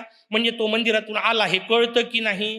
काही लोक संध्याकाळी तिरपे तिरपे चालतात, कुठून आले हे विचारावं लागते का? कळलं की नाही कुठून आले ते? तसं माणसाकडे पाहिलं की त्याच्या बाह्य वर्तनावरून सुद्धा तो कुठून आला हे कळू शकतं. तसं ज्याच्याकडे पाहिल्यानंतर आनंदी आणि प्रसन्न वाटतं, गॅरंटी देतो स्वानंदातूनच आलेला असणार आहे. दुसरीकडून कसं येईल? कारण आनंद तिथंच आहे, प्रसन्नता तिथंच आहे. नाही का? आला कुठून तेही कळतं आणि गेला कुठं तेही कळतं. बरं, कसं ओळखायचं माणूस कुठं गेला? लिहिताना भले लिहिता हो, कैलासवासी, वैकुंठवासी, स्वानंदवासी. पत्र आलं होतं का? SMS निदान पोहोचलो बा म्हणून? काही गॅरंटी नाही. कशावरून ओळखायचं? आमच्या पिताश्रींनी फार सुंदर रचना सांगितली. म्हणजे एखादा माणूस गेल्यानंतर तो कुठं गेला हे जर ओळखायचं असेल तर खाली नेणारे जे 4 असतात त्यांच्याकडे पाहायचं. काही निकष आहे. त्याला घेऊन जाणारे जे 4 असतात ना खालचे, त्यांच्याकडे पाहायचं. त्यांच्या चेहऱ्यावर जर दुःख असेल तर समजून घ्यायला हरकत नाही हा स्वर्गाकडे गेला असू शकतो. गॅरंटी नाही आहे, पण त्यातल्या त्यात स्वर्गाकडे गेला असू शकतो. कारण इथल्या सगळ्यांना दुःख वाटतंय, वाईट वाटतंय. याचा अर्थ गेला याचं दुःख होतंय, याचा अर्थ चांगला होता, आणि चांगला होता म्हणजे स्वर्गात गेला असू शकतो. नाही का? पण खालचे जर सगळे हसत असतील, बरं झालं ताप गेला, अख्ख्या गावाची पिढा गेली, तर गॅरंटीनी पार्सल यमपुरीतच जाणार, दुसरीकडे जाऊच शकत नाही. स्वतःला तपासा. मी प्रसन्न राहत असेल, आनंदी राहत असेल तर समजून घ्यायला हरकत नाही भगवंताची थेट माझ्यावर कृपा आहे. स्वानंदाचा निदान वारा लागलाय, तिथून आलोय. ते आलोय याचं प्रतीकच हे आहे की अत्यंत विपरीत परिस्थितीत सुद्धा आनंदी राहणे. तुकोबा तेवढ्यामुळे सांगू शकतात. जगद्गुरूंचं वाक्य का आहे? कारण सगळ्या विपरीत परिस्थितीत तुकोबा अत्यंत आनंदाने राहत आहेत. ज्याला ज्याला आपण वाईट म्हणतो ते ते वाईट याला आलं वाट्याला, तर त्याच्यात चांगलं म्हणणे, म्हणून ते संत आहेत, नाही का? म्हणून ते जगद्गुरू आहेत. काय मजेदार रचना आहे हो. बायको भांडकुदळ होती असं म्हणतात, होती की नाही माहित नाही, नाही का? पण असं म्हणतात की बायको भांडकुदळ होती. तुकोबा त्याच्यात चांगलं शोधतात. तुकोबा म्हणतात, बरे झाले देवा कजा ग बाईल, फार बरं झालं मला बायको तू भांडकुदळ दिली. कारण ती जर प्रेमाने बोलणारी दिली असती तर मी इकडे आलोच कशाला असतो, तिकडच मी आलो असतो. याला म्हणतात संतांची कृपा दृष्टी, नाही का? भगवान दृष्टी देतात म्हणजे काय? संत दृष्टी देतात म्हणजे काय? अरे वाईटात सुद्धा चांगलं पाहता येतं, त्याला संत म्हणतात. आणि सगळं चांगलं असताना थोबाडावर वाजली की 12 ज्यांची असतं त्याला जंत म्हणतात. आपली अवस्था संतांची नाहीये, जंतांचीच आहे. निदान मधला पंत 3 आहेत ना, नाही का? जसे संत आहेत, जंत आहेत, मध्ये निदान पंत तर व्हा, नाही का? आनंद तर घ्या, व्यवहाराचा सुखाचा तर विचार करा, तोही करता येत नाही. सगळे सुखाचे साधन जवळ असून ज्याला सुखी राहता येत नाही, कशाला स्वानंदात नेईल भगवान? कचरा कुंडी आहे अशी न्यायला तिथं नाही नेत. ज्याला इथं धड जगता येत नाही, माऊलींचं तेच वाक्य वारंवार, जयाचे ऐहिकही धड नाही तयाचे परत्र पुसशी काही. ज्याला इथं बायका मुलांशी धड वागता आलं नाही, कशाला सिद्धी बुद्धी तिथं त्याला जवळ करतील? माझी माय मला धड म्हणत नसल घरात, तर सिद्धी माय कशी चांगली म्हणल? आपल्या मायवर सुद्धा ज्याला प्रेम करता येत नाही, त्याला सिद्धी माय नाही बुद्धी माय नाही, त्यामुळे धड बाहेर कोण्या कामाचा नाही. साधा विषय आहे. व्यवहार व्यवस्थित पहिल्यांदा आधी प्रपंच करावा नेटका. नेटका म्हटलंय नाही का? काय सुंदर शब्द आहे. नेटका प्रपंच करावा, मग घ्यावे परमार्थ विवेका. पुढचा विषय आहे, हे पहिल्यांदा चांगलं करता आलं पाहिजे. हेच धड नसेल तर ते धड होत नाही. कारण नुसता देवळात जाऊन बसला म्हणजे उपासक असत नाही. कारण बसतो तिथे आणि चिंतन सगळं इकडचं. त्याच्यापेक्षा संसारात परवडला नाही का? कारण निदान संसारात राहून संसाराचे सगळे दुःख भोगल्यावर कदाचित शक्यता येईल की आता वैराग्य प्राप्त होईल. नुसताच बसून येत नाही. विषय आपल्याकडे सुंदर सांगितला, त्याची रचना सांगितली. भगवंताच्या समोर इक्षुसागर, तो मी स्वतःला स्वतःच्याच मायेने झाकून घेत असतो. आणि असा मला स्वतःच्या मायेने मी झाकलं की मग लोक मला शिवपुत्र पार्वती नंदन वगैरे समजतात. का? कारण हे मीच करतो. का? कारण ते सगळे पटकन माझ्याजवळ यावेत असं मलाच वाटत नाही. मी त्यांना खेळवत राहतो. असं जे जे समजतात ते सगळे खेळत राहणार. ही रचना आपल्या समोर सांगितली. म्हणून असं ज्ञान पहिले आईलांना झालं आणि मग आईलांनी काय केलं असं विचारल्यावर त्यांनी सांगितलं, आता महर्षी आईलांनी भक्ती सुरू केली. भक्ती तेव्हा करण्याची गोष्ट आहे. म्हणून आपल्याकडे भक्ती करता फार सुंदर शब्द आहे, ज्ञानोत्तरा भक्ती. ज्ञान होण्याच्या आधी केल्या जाते ती फक्त उपासना, ती फक्त साधना, ते फार फार तर ईश्वरी कर्म, त्याला भक्ती म्हणत नाहीत. ज्ञान झाल्यानंतर जी होते तीच भक्ती. आपण जी करतो ती फक्त उपासना, त्याला भक्ती म्हणायच्या भानगडीत पडू नका. चुकीची पत्ते आपण लावतोय. आपण उपासना करतो, आपण साधना करतो, हे मान्य. भक्ती फिक्ती कोणी करत नाही. पहिले ज्ञान, माझ्या एका मोरयाशिवाय दुसरं काही नाही, याचं ज्ञान झाल्यानंतर मग जी केल्या जाते तिचा भक्तीचा विषय. त्या आईलांनी ज्ञानोत्तरा भक्ती केली आणि त्या ज्ञानोत्तरा भक्तीच्या भरोशावर ते स्वानंद लोकात जाऊन पोचले. पुढचा विषय आला, त्याच्यामध्ये एक कीलक नावाचं सुंदर स्तोत्र सांगितलंय. तेवढ्या स्तोत्राबद्दल मात्र बोलतो. किल्ली, कीलक शब्दाचा अर्थ किल्ली. स्वानंदापर्यंत जायचं असेल तर किल्ली लागते की नाही? उघडेल कसं स्वानंदाचं दार? तो काय मुद्दाम येणार आहे तुम्हाला दार उघड्यात बसायला? रिकामा आहे नाही. मग आपण आपली किल्ली घेऊन जायची, आपल्याच किल्लीने दार उघडायचं आणि आतमध्ये जायचं. कीलक कोणतं? त्या कीलकाचा हिशोब सांगितला. आणि कीलक याचा अर्थ जपाच्या आधी म्हणायचं हे स्तोत्र आहे. कशा करता कीलक सांगितलं? जेव्हा सगळ्या देवता कुंठित होतात तेव्हा ते तुला शरण येतात, मग तू त्यांना शक्ती प्रदान करतो. जेव्हा सगळ्या शक्ती कुंठित होतात तेव्हा त्या तुला शरण येतात, मग तू त्यांना ज्ञान प्रदान करतो. जेव्हा सगळं चराचर संकटात येतं तेव्हा ते तुझ्या पायाशी येतं, मग तू त्यांना सत्ता समर्पित करतो. जेव्हा सगळे तत्व शक्तिहीन होतात तेव्हा ते तुझ्या पायाशी येतात, तू त्यांना वीर्य संपन्न शक्ती संपन्न करतो. जेव्हा सगळे ब्रह्म योगहीन होतात तेव्हा ते तुझ्या पायाशी येतात आणि मग हे ब्रह्मणस्पते तू त्या सगळ्या ब्रह्मांना त्यांची शक्ती देतो. म्हणून मी तुझं चिंतन करतो. हे समजणं याला किल्ली म्हणतात. इथं किल्ली नावाची कुठली गोष्ट नाही घेऊन जायची आहे की हे सगळेच्या सगळे अडचणीत आल्यानंतर एका मोरयाला शरण येतात. म्हणून हे स्तोत्र आधी म्हणायचं मग जप करायचा. कारण जप त्याचा करतोय मी जो ब्रह्मणस्पती आहे. शिवपुत्राचा जप नाही करत आहे, पार्वती पुत्राचा जप नाही करत आहे, मळापासून तयार झाल्याचा जप नाही करत आहे, शंकर विष्णूंच्या घरी प्रगटलेल्याचा जप नाही करत आहे. गौरी शाच्युत भास्करादि जनकम विघ्नराजम नमामि. हे कळणे याला कीलक म्हटलं. अशा स्वानंद लोकात तू जाऊन पोहोच. त्या सगळ्या ज्यांनी विचारलं, आईने यांनी सांगितलं. आणि मग अशा स्वानंद लोकात जायचं असेल तर तो स्वानंद लोक कळला पाहिजे. म्हणून पुढचा 6वा खंड सुरू केला. त्या 6व्या खंडाच्या विचारामध्ये आपल्याला आदिशक्तींचा आणि त्रिशक्तींचा संवाद येतो. महाकाली, महालक्ष्मी आणि महासरस्वती या शक्तित्रय एकत्र येतात. या जगदंबेला तपश्चर्या करताना पाहतात. कथा आता आपल्याला पाठ झाल्या. वालखिल्य सूर्यांना पाहतात, हे आधीच्या आपल्या देवांना पाहतात. यांनी ते 3 शक्तींनी पाहिलं. आदिशक्ती ध्यान करत आहे. तिने सांगितलं, अगं तू जगदंबिका, सगळ्या विश्वाचं मूळ तत्व, पराप्रकृती, तुला काय ध्यानाची गरज आहे. त्याच्यावर आदिशक्तींनी त्या तिघींना गणेश तत्वज्ञान समजून सांगितलं की बाई मी शक्ती आहे हे कबूल आहे, पण माझी शक्ती असत स्वरूपातली आहे.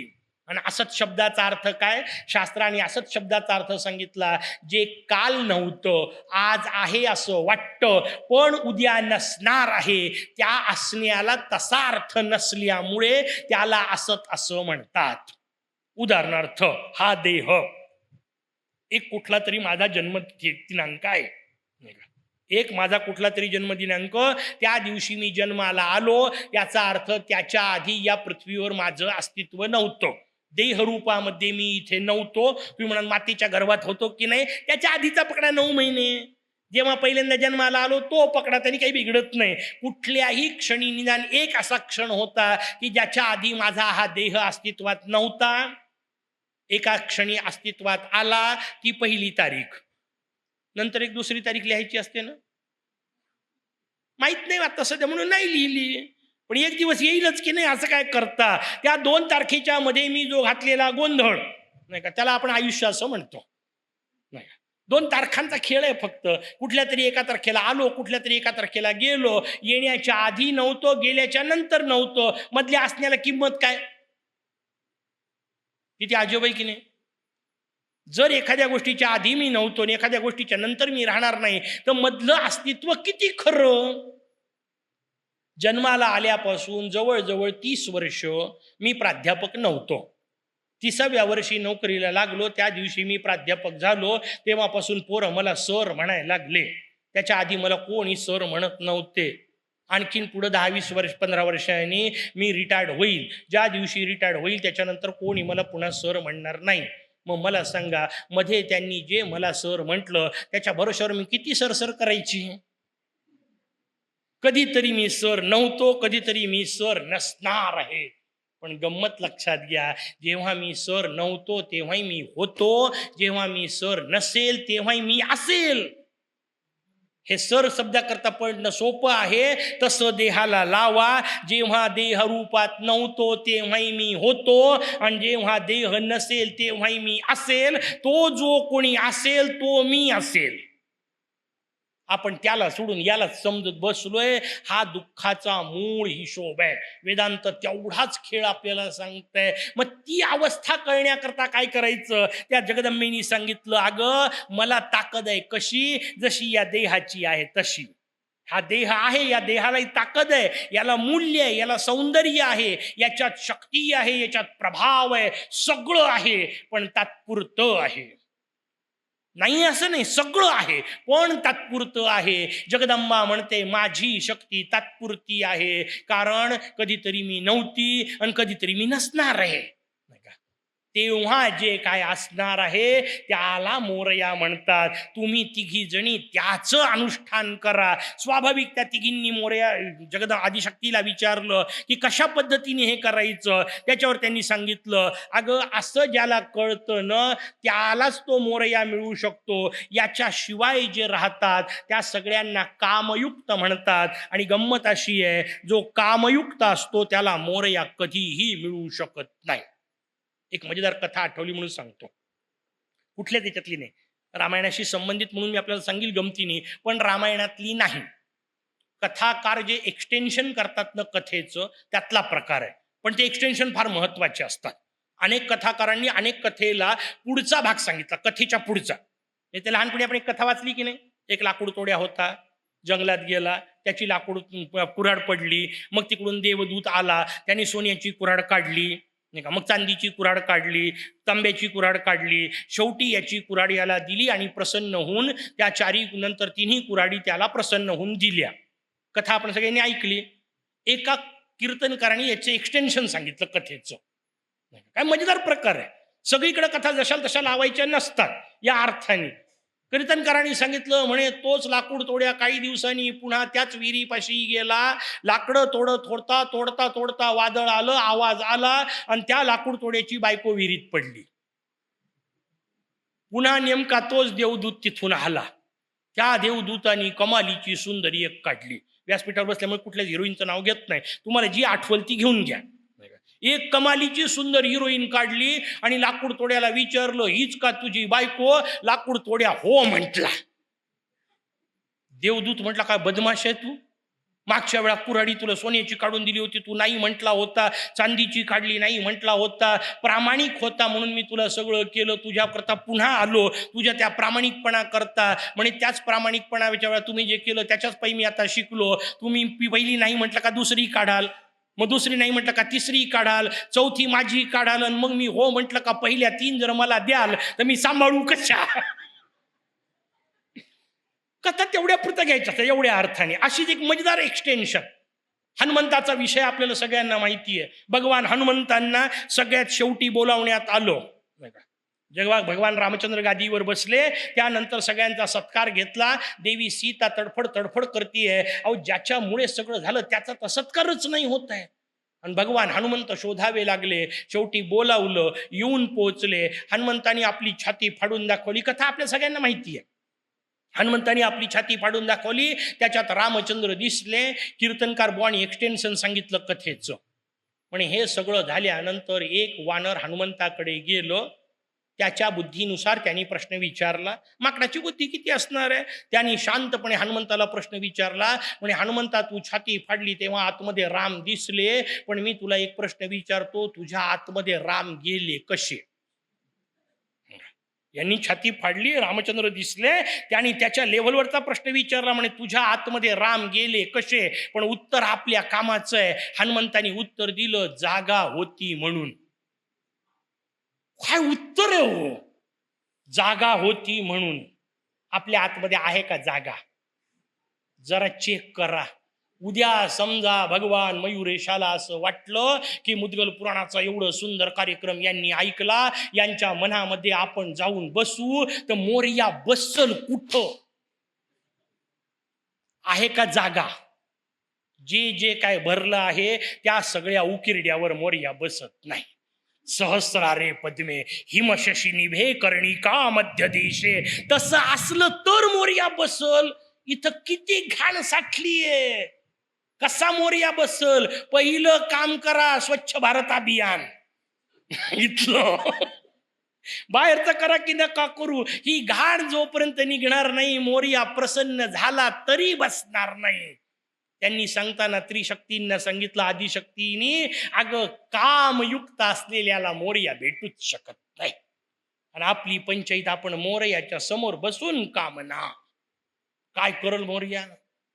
किती अवस्था विचित्र आहे. समजून घेण्यासारखं आहे. कामयुक्ताला तो भेटत नाही. शांतपणे निष्काम असला कदाचित भेटेल, गॅरंटी नाहीच. त्याला वाटलं तर, कारण त्याला स्वसंवेद्य म्हटलं. काय सुंदर शब्द आहे माऊलींनी वापरलेला. मोरया स्वसंवेद्या. ओम नमोजी आद्या वेद प्रतिपाद्या. जय जय स्वसंवेद्या. त्याचं प्रगट होणं हे त्याच्याच हातात आहे, तुमच्या माझ्या नाही. सूर्य उगवायचा असेल काय करता येईल? सूर्योदय पाहायचा आहे, काय करू शकता? त्याचं उत्तर आहे सूर्योदयापूर्वी उठू शकता, पूर्वेकडे तोंड करून उभं राहू शकता, खिडक्या दार उघडू शकता, पडदे दूर करू शकता. सूर्य उगवणं तुमच्या हातात नाही. आपण फार फार तर साधनेने अज्ञान निवृत्ती करू शकतो. समजून घ्या व्यवस्थित. ज्ञान होणं हे गुरूंच्या किंवा मोरयाच्याच कृपेवर आहे. स्वसंवेद्या. काम आतमध्ये असला तर राम भेटत नाही, हा जो नियम आहे. आदिशक्तीने सांगितलं कामना पूर्णाला मोरया भेटत नाही. म्हणे हा काम कसा असतो त्या तिघींनी विचारलं. आणि जिंकायचा कसा असतो? म्हणे ठीक आहे, चला कथा सांगते. मग कथा सांगायला सुरुवात केली. म्हणे एक दिवस भगवान शंकर कैलासावर होते, देवी पार्वती तिकडे आतमध्ये होती. यांना वाटलं पार्वतीची गंमत करू म्हणून, जसं आपण भोग करतो की नाही समोरच्याला जोरात घाबरवण्याकरता, तसं भगवान शंकर एक अक्राळ विक्राळ रूप घेऊन दाराच्या तिथं उभे राहिले, लपून राहिले. जशी पार्वती आली ते विक्राळ रूप दिसलं की घाबरेल, गंमत करू या हिशोबामध्ये भगवान शंकर उभे आहेत. विचित्र काहीतरी एक राक्षसी वेश घेऊन उभे आहेत आणि भेटायला देवराज इंद्र आले पार्वतीच्या दर्शनाकरता. पार्वतीच्या दर्शनाकरता देवराज इंद्र आले तर समोर त्यांनी तो राक्षस पाहिला. आता त्यांना काही कळलं नाही शंकर या वेशात आहे. याला वाटलं मा पार्वतीवर कोणीतरी राक्षस आक्रमण करणार, यांनी धरलं का वज्र मारलं. आता शंकरावर काय वज्राचा परिणाम होणार, ते वज्र खाली पडलं. पण माझा सगळा खेळ यांनी खराब केला म्हणून भगवान शंकर प्रचंड संतापले. त्यांनी आपला तृतीय नेत्र उघडला आणि त्यातून आगीचा लोळ बाहेर पडला. ताबडतोब इंद्राणी पाय धरले. म्हणे प्रभू तुम्ही आहे, मला माहिती असतं तुम्ही कशाला उद्योग करत होतो, क्षमा करा. भगवान प्रसन्न झाले. पण प्रसन्न झाल्यानंतर तो अग्नी निघाला होता. आता त्याचं करायचं काय म्हणून त्या अग्नीला यांनी आपल्या पायाखाली दाबून ठेवलं. पायाखाली पहिल्यांदा दाबलं आणि नंतर त्या अग्नीने विचारलं मी काय करू. इंद्राला तर तुम्ही माफ केलं, आता माझं काय. म्हणे एक काम कर, तू समुद्रात जाऊन पड. त्याला जोरात लाथ मारली, समुद्रात फेकलं. त्या समुद्रामध्ये त्या अग्नीनीच बालक रूप धारण केलं. एक पुरुष रूपात तो जन्माला आला. त्याचं पालन पाण्यानी म्हणजे जलानी केलं म्हणून जलानी धारण केला म्हणून त्याचं नाव जलंधर पडलं. जलंधर नावाचा आहे राक्षस तयार झाला. यांनी नाना प्रकारचे अनुष्ठानं केले. भगवान शंकरांचीच उपासना केली. शिवपंचाक्षरी महामंत्राच्या माध्यमातून भगवान शंकर प्रसन्न झाले. भगवान शंकरांनी सांगितलं नाना प्रकारचे तुला वरदान मिळतील, ब्रह्मांडाचा विजय मिळेल, पण वृंदा नावाच्या स्त्रीशी तुझं लग्न होईल आणि तसं लग्न झाल्यानंतर जोपर्यंत ती पतिव्रता असेल तोपर्यंत तू सुखाने जगशील. मगाशी जे सांगितलं होतं ना त्या वृंदेची अवस्था तुलसीची, ती वृंदा फिरत फिरत गेली. तिला रस्त्यात हा जलंधर दिसला. तिने या जलंधराशी लग्न केलं. दोघांचा संसार सुखाने चालू होता. पण जलंधराचे उद्व्याप सगळीकडे उपद्व्याप चालू होते. त्या उपद्व्यापापैकी सगळ्या देवतांना जंगलात जाण्याची वेळ आली. ते पुढच्या कथा आपल्याला पाठ झाली आता नाही का. त्या पद्धतीने सगळे देव जंगलात जाऊन पोहोचले आणि जंगलात गेल्यानंतर त्यांनी भगवान विष्णूंना सांगितलं काहीतरी उपाय करा. भगवान विष्णू पहिल्यांदा जलंधराच्या रूपामध्ये तुलसीजवळ म्हणजे वृंदेजवळ जाऊन पोहोचले. पण पहिल्यांदा तिने ओळखलं हे भगवान विष्णू आहेत म्हणून तिने शाप दिला, पाषाण व्हा. त्याच्यातून मग काय मगाशी सांगितलेला शालिग्रामाचा विषय आला. भगवान विष्णू शालिग्राम रूपात जायची वेळ आली. भगवान विष्णूंनी मोरयाची प्रार्थना केली. तिकडे भगवान शंकर त्या जलंधराला मारायला गेले पण जलंधर मरेना. त्यांनी भगवान शंकरांना उचलून एका गुहेत नेऊन फेकलं. ते तिथं गुहेत तपश्चर्या करतायत. भगवान विष्णू तिथून जे निघाले ते पूर्वी आपण अनुभव घेतला होता म्हणून पुन्हा सिद्धटेकला येऊन पोहोचले. तर मधुकैटपाच्या वेळेत तिथंच अनुभव घेतलेला होता. सिद्धटेकला येऊन त्यांनी पुन्हा तपश्चर्या केली. भगवान गणेश सिद्धटेकला विष्णूंच्या समोर प्रगट झाले. म्हणे काळजी करू नका, आमच्या स्मरणाशिवाय गेले होते, यश कसं मिळेल, आता तुम्ही पुन्हा जा, तुम्हाला यश मिळेल. तिकडे भगवान शंकरांनी प्रार्थना केली. मोरया त्यांना प्रसन्न झाले आणि मोरयानी आपल्या हातातलं चक्र त्यांना दिलं. सांगितलं या चक्राने त्याचा विनाश होईल. पुन्हा भगवान विष्णू जाऊन पोहोचले. पुन्हा भगवान विष्णू गेल्यानंतर ते भगवान विष्णू जेव्हा वृंदेच्या जवळ जाऊन पोहोचतात तेव्हा जलंधराच्या रूपात त्यांनी वृंदेला भ्रष्ट केलं. तुम्हाला विष्णू सारख्याने असं करावं का? सगळ्या देवांनी असं सांगावं का? चांगली पतिव्रता होती तर तिचं पातिव्रत्य भ्रष्ट करणं बरोबर आहे का? त्याचं उत्तर प्रत्येक वेळा नियम नुसता जशाला तसा लावायचा नसतो. कारण एका स्त्रीच्या पातिव्रत्य भ्रष्टपायी हजारो स्त्रियांचं जर वाचत असेल तर हे शास्त्राला मान्य असतं. कारण हिचं नसतं भ्रष्ट केलं तर जलंधर मरत नव्हता आणि जलंधर मेला नसता तर हजारो स्त्रिया भ्रष्ट होत होत्या. त्याच्यामुळे हजारोंची भ्रष्टता वाचवायची असेल तर एकाला भ्रष्ट करावं लागतं. ते सुद्धा शास्त्रसंमत असतं. नाहीतर मला सांगा मारणे हा जर खूनच असेल तर न्यायाधीश काय करतात? फाशी देतातच की हो. आणि फाशी देणं हा जीवच घेणं आहे की नाही.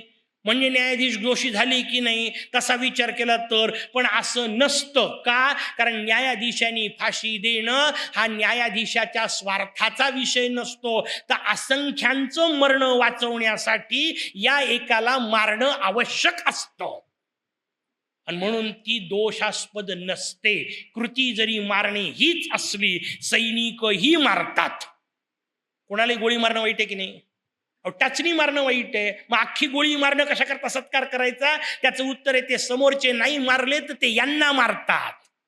भगवान कृष्णाने नेमकं अर्जुनाला हे सांगितलंय, अरे तुला उदंड ज्ञान मिळालं वाटलं, तुला उदंड वाटलं आपण नाही युद्ध करू, पण तू नाही युद्ध केलं तर दुर्योधन थोडा सोडणार आहे. तुला वाटतंय आपण युद्ध नाही करू, भीष्मांना कशाला मारायचं, द्रोणाला कशाला मारायचं, त्याला नाही वाटत आहे. आणि मग परिणाम काय होईल? तू युद्ध नाही केलं तर काय होईल? त्याचं उत्तर आहे भीष्माचार्य राहतील, द्रोणाचार्य राहतील, पण धर्मराज मारल्या जातील, दुर्योधन शिल्लक राहील. तू ठरव, दुर्योधन वाचवायचा का धर्मराज? युद्ध त्याच आहे. दुर्योधन वाचवायचा की धर्मराज? त्यावेळा दुर्योधन मारणे हाच धर्म असतो. कुंती सुत मारणे हाच धर्म असतो. त्याला आठवतं धर्म, पण भगवान सांगतात तेव्हा कोठा गेला होता राधा सुता तुझा धर्म, जेव्हा सगळे अधर्म केले, आता तुला धर्म का आठवतोय? तुझ्या सारख्याला मारणं हाच धर्म. अहो धृतराष्ट्राचं किंवा दुर्योधनाचं किंवा कर्णाचं सोडून द्या, पुढचा प्रकार आहे भगवान भीष्मांचा. तोच विषय निघाला म्हणून 1 मिनिट विषयांतर करून आपल्याला सांगतो, पण संबंध तोच आहे. भीष्मांना मारण्याचा विषय झाला कारण त्यांनी प्रतिज्ञा केली, उद्या संध्याकाळपर्यंत एक पात्र 5 पांडव पडतील नाहीतर मी पडेल. भगवान रात्री भेटायला गेले होते द्रौपदीला घेऊन. द्रौपदी पाया पडली. पूर्वीच्या काळातली स्त्री होती, बांगड्या वाजल्या. यांनी सकाळी 4 वाजता आशीर्वाद दिला, अष्टपुत्रा सौभाग्यवती भव. पुन्हा वाजवल्या, पुन्हा आशीर्वाद दिला, पुन्हा वाजवल्या. 3ऱ्यांदा वाजल्यानंतर भीष्मांच्या लक्षात आलं काहीतरी गडबड आहे. एकच बाई 3-3दा का नमस्कार करते? त्यांनी डोळे उघडले, समोर द्रौपदी दिसली. यांनी पहिला प्रश्न विचारला, तो कुठं आहे? डोकं तुझं नाहीच आहे, तू नाही आली नमस्काराला, तुला आणणारा कुठं आहे? म्हणे बाहेर उभा आहे. नाही का? भगवान भीष्म बाहेर आले, दोघं एकमेकाच्या पाया पडले. भगवान भीष्मांनी सांगितलं, प्रभू काय आहे? म्हणे मला न विचारता का प्रतिज्ञा केली? आता एक काम करा, उद्या संध्याकाळपर्यंत एकतर 5 पांडव पडतील किंवा मी पडेल, त्यातला पुढचा अर्धा भाग करा. भीष्मांना भगवान सांगतात, तुम्ही व्यक्तिगत रित्या अत्यंत चांगले आहात, तुम्ही सद्गुणाचा पुतळा आहात, सगळ्या चांगल्या गोष्टी तुमच्या ठिकाणी आहेत, पण तुम्ही पार्टीत चुकीच्या आहात. तुम्हाला मारल्याशिवाय दुर्योधन मरत नाही आणि दुर्योधन मेल्याशिवाय धर्मराज्य येत नाही. धर्मराज्यासाठी कर्ण सोडून द्या, दुर्योधन बाकीचे सोडून द्या, द्रोणाचार्य भीष्माचार्यही मारावे लागतात. काही वेळा भीष्माचार्यांना द्रोणाचार्यांना मारणं ही सुद्धा अहिंसा असते. हे ज्याला कळतं त्याला भगवान कृष्ण म्हणतात. इथला विषय नेमका तो आहे. वृंदेचं पातिव्रत्य भ्रष्ट केलं, आपल्याला प्रश्न पडू शकतो की इतक्या चांगल्या स्त्रीचं पातिव्रत्य का भ्रष्ट केलं? असंख्यांचं वाचवण्यासाठी. हा हिशोब समजला की बिघडत नाही, पण वृंदा शेवटी सती गेली. कारण तिकडे जलंधर मारल्या गेल्यानंतर वृंदा सती गेली. पण त्या वृंदेच्या विरहामध्ये भगवान विष्णू रडायला लागले. रडले, इतके रडले की तिच्या स्मरणामध्ये स्खलित झाले. त्या स्खलित होण्यापासून जो पुत्र जन्माला आला त्याला कामासुर असं म्हटलं. तो कामासुर नावाचा राक्षस तयार झाला. त्या कामासुराने सगळ्या देवांना जिंकलं. सगळे देव जंगलात गेले आपल्या नेहमीच्या पद्धतीने. जंगलात गेल्यानंतर त्यांना भगवान मुद्गल भेटले. मुद्गलांना त्यांनी विनंती केली, आम्ही सगळे काय करू? मुद्गलांनी सांगितलं, एक काम करा, 30 तारखेला मोरगावला पोचा.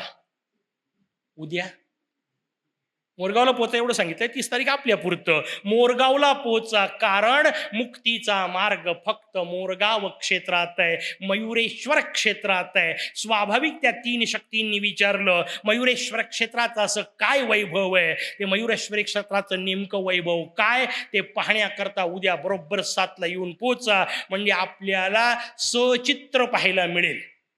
रोज मी बोलतोय, पाठकशास्त्री आमचे शांत बसले. ते म्हणाले, नाही मलाही काहीतरी वेगळं काम पाहिजे की नाही, उद्यापासून मी सगळ्या मोर्याचं दर्शन घडवतो, तू त्याच्यावर बोल. सुंदर पद्धतीने आपल्यासमोर एक एक मूर्ती दिसेल आणि ती मूर्ती आपल्या मोरगावात का आहे याचं चिंतन समजून घेण्याकरता उद्या जमेल तितक्या लवकर येऊन बसा. बाकीचं मोरेश्वराचं वर्णन, मयुरेश्वर क्षेत्राचं वैभव आपण उद्या पाहू. तोपर्यंत जय गजानन.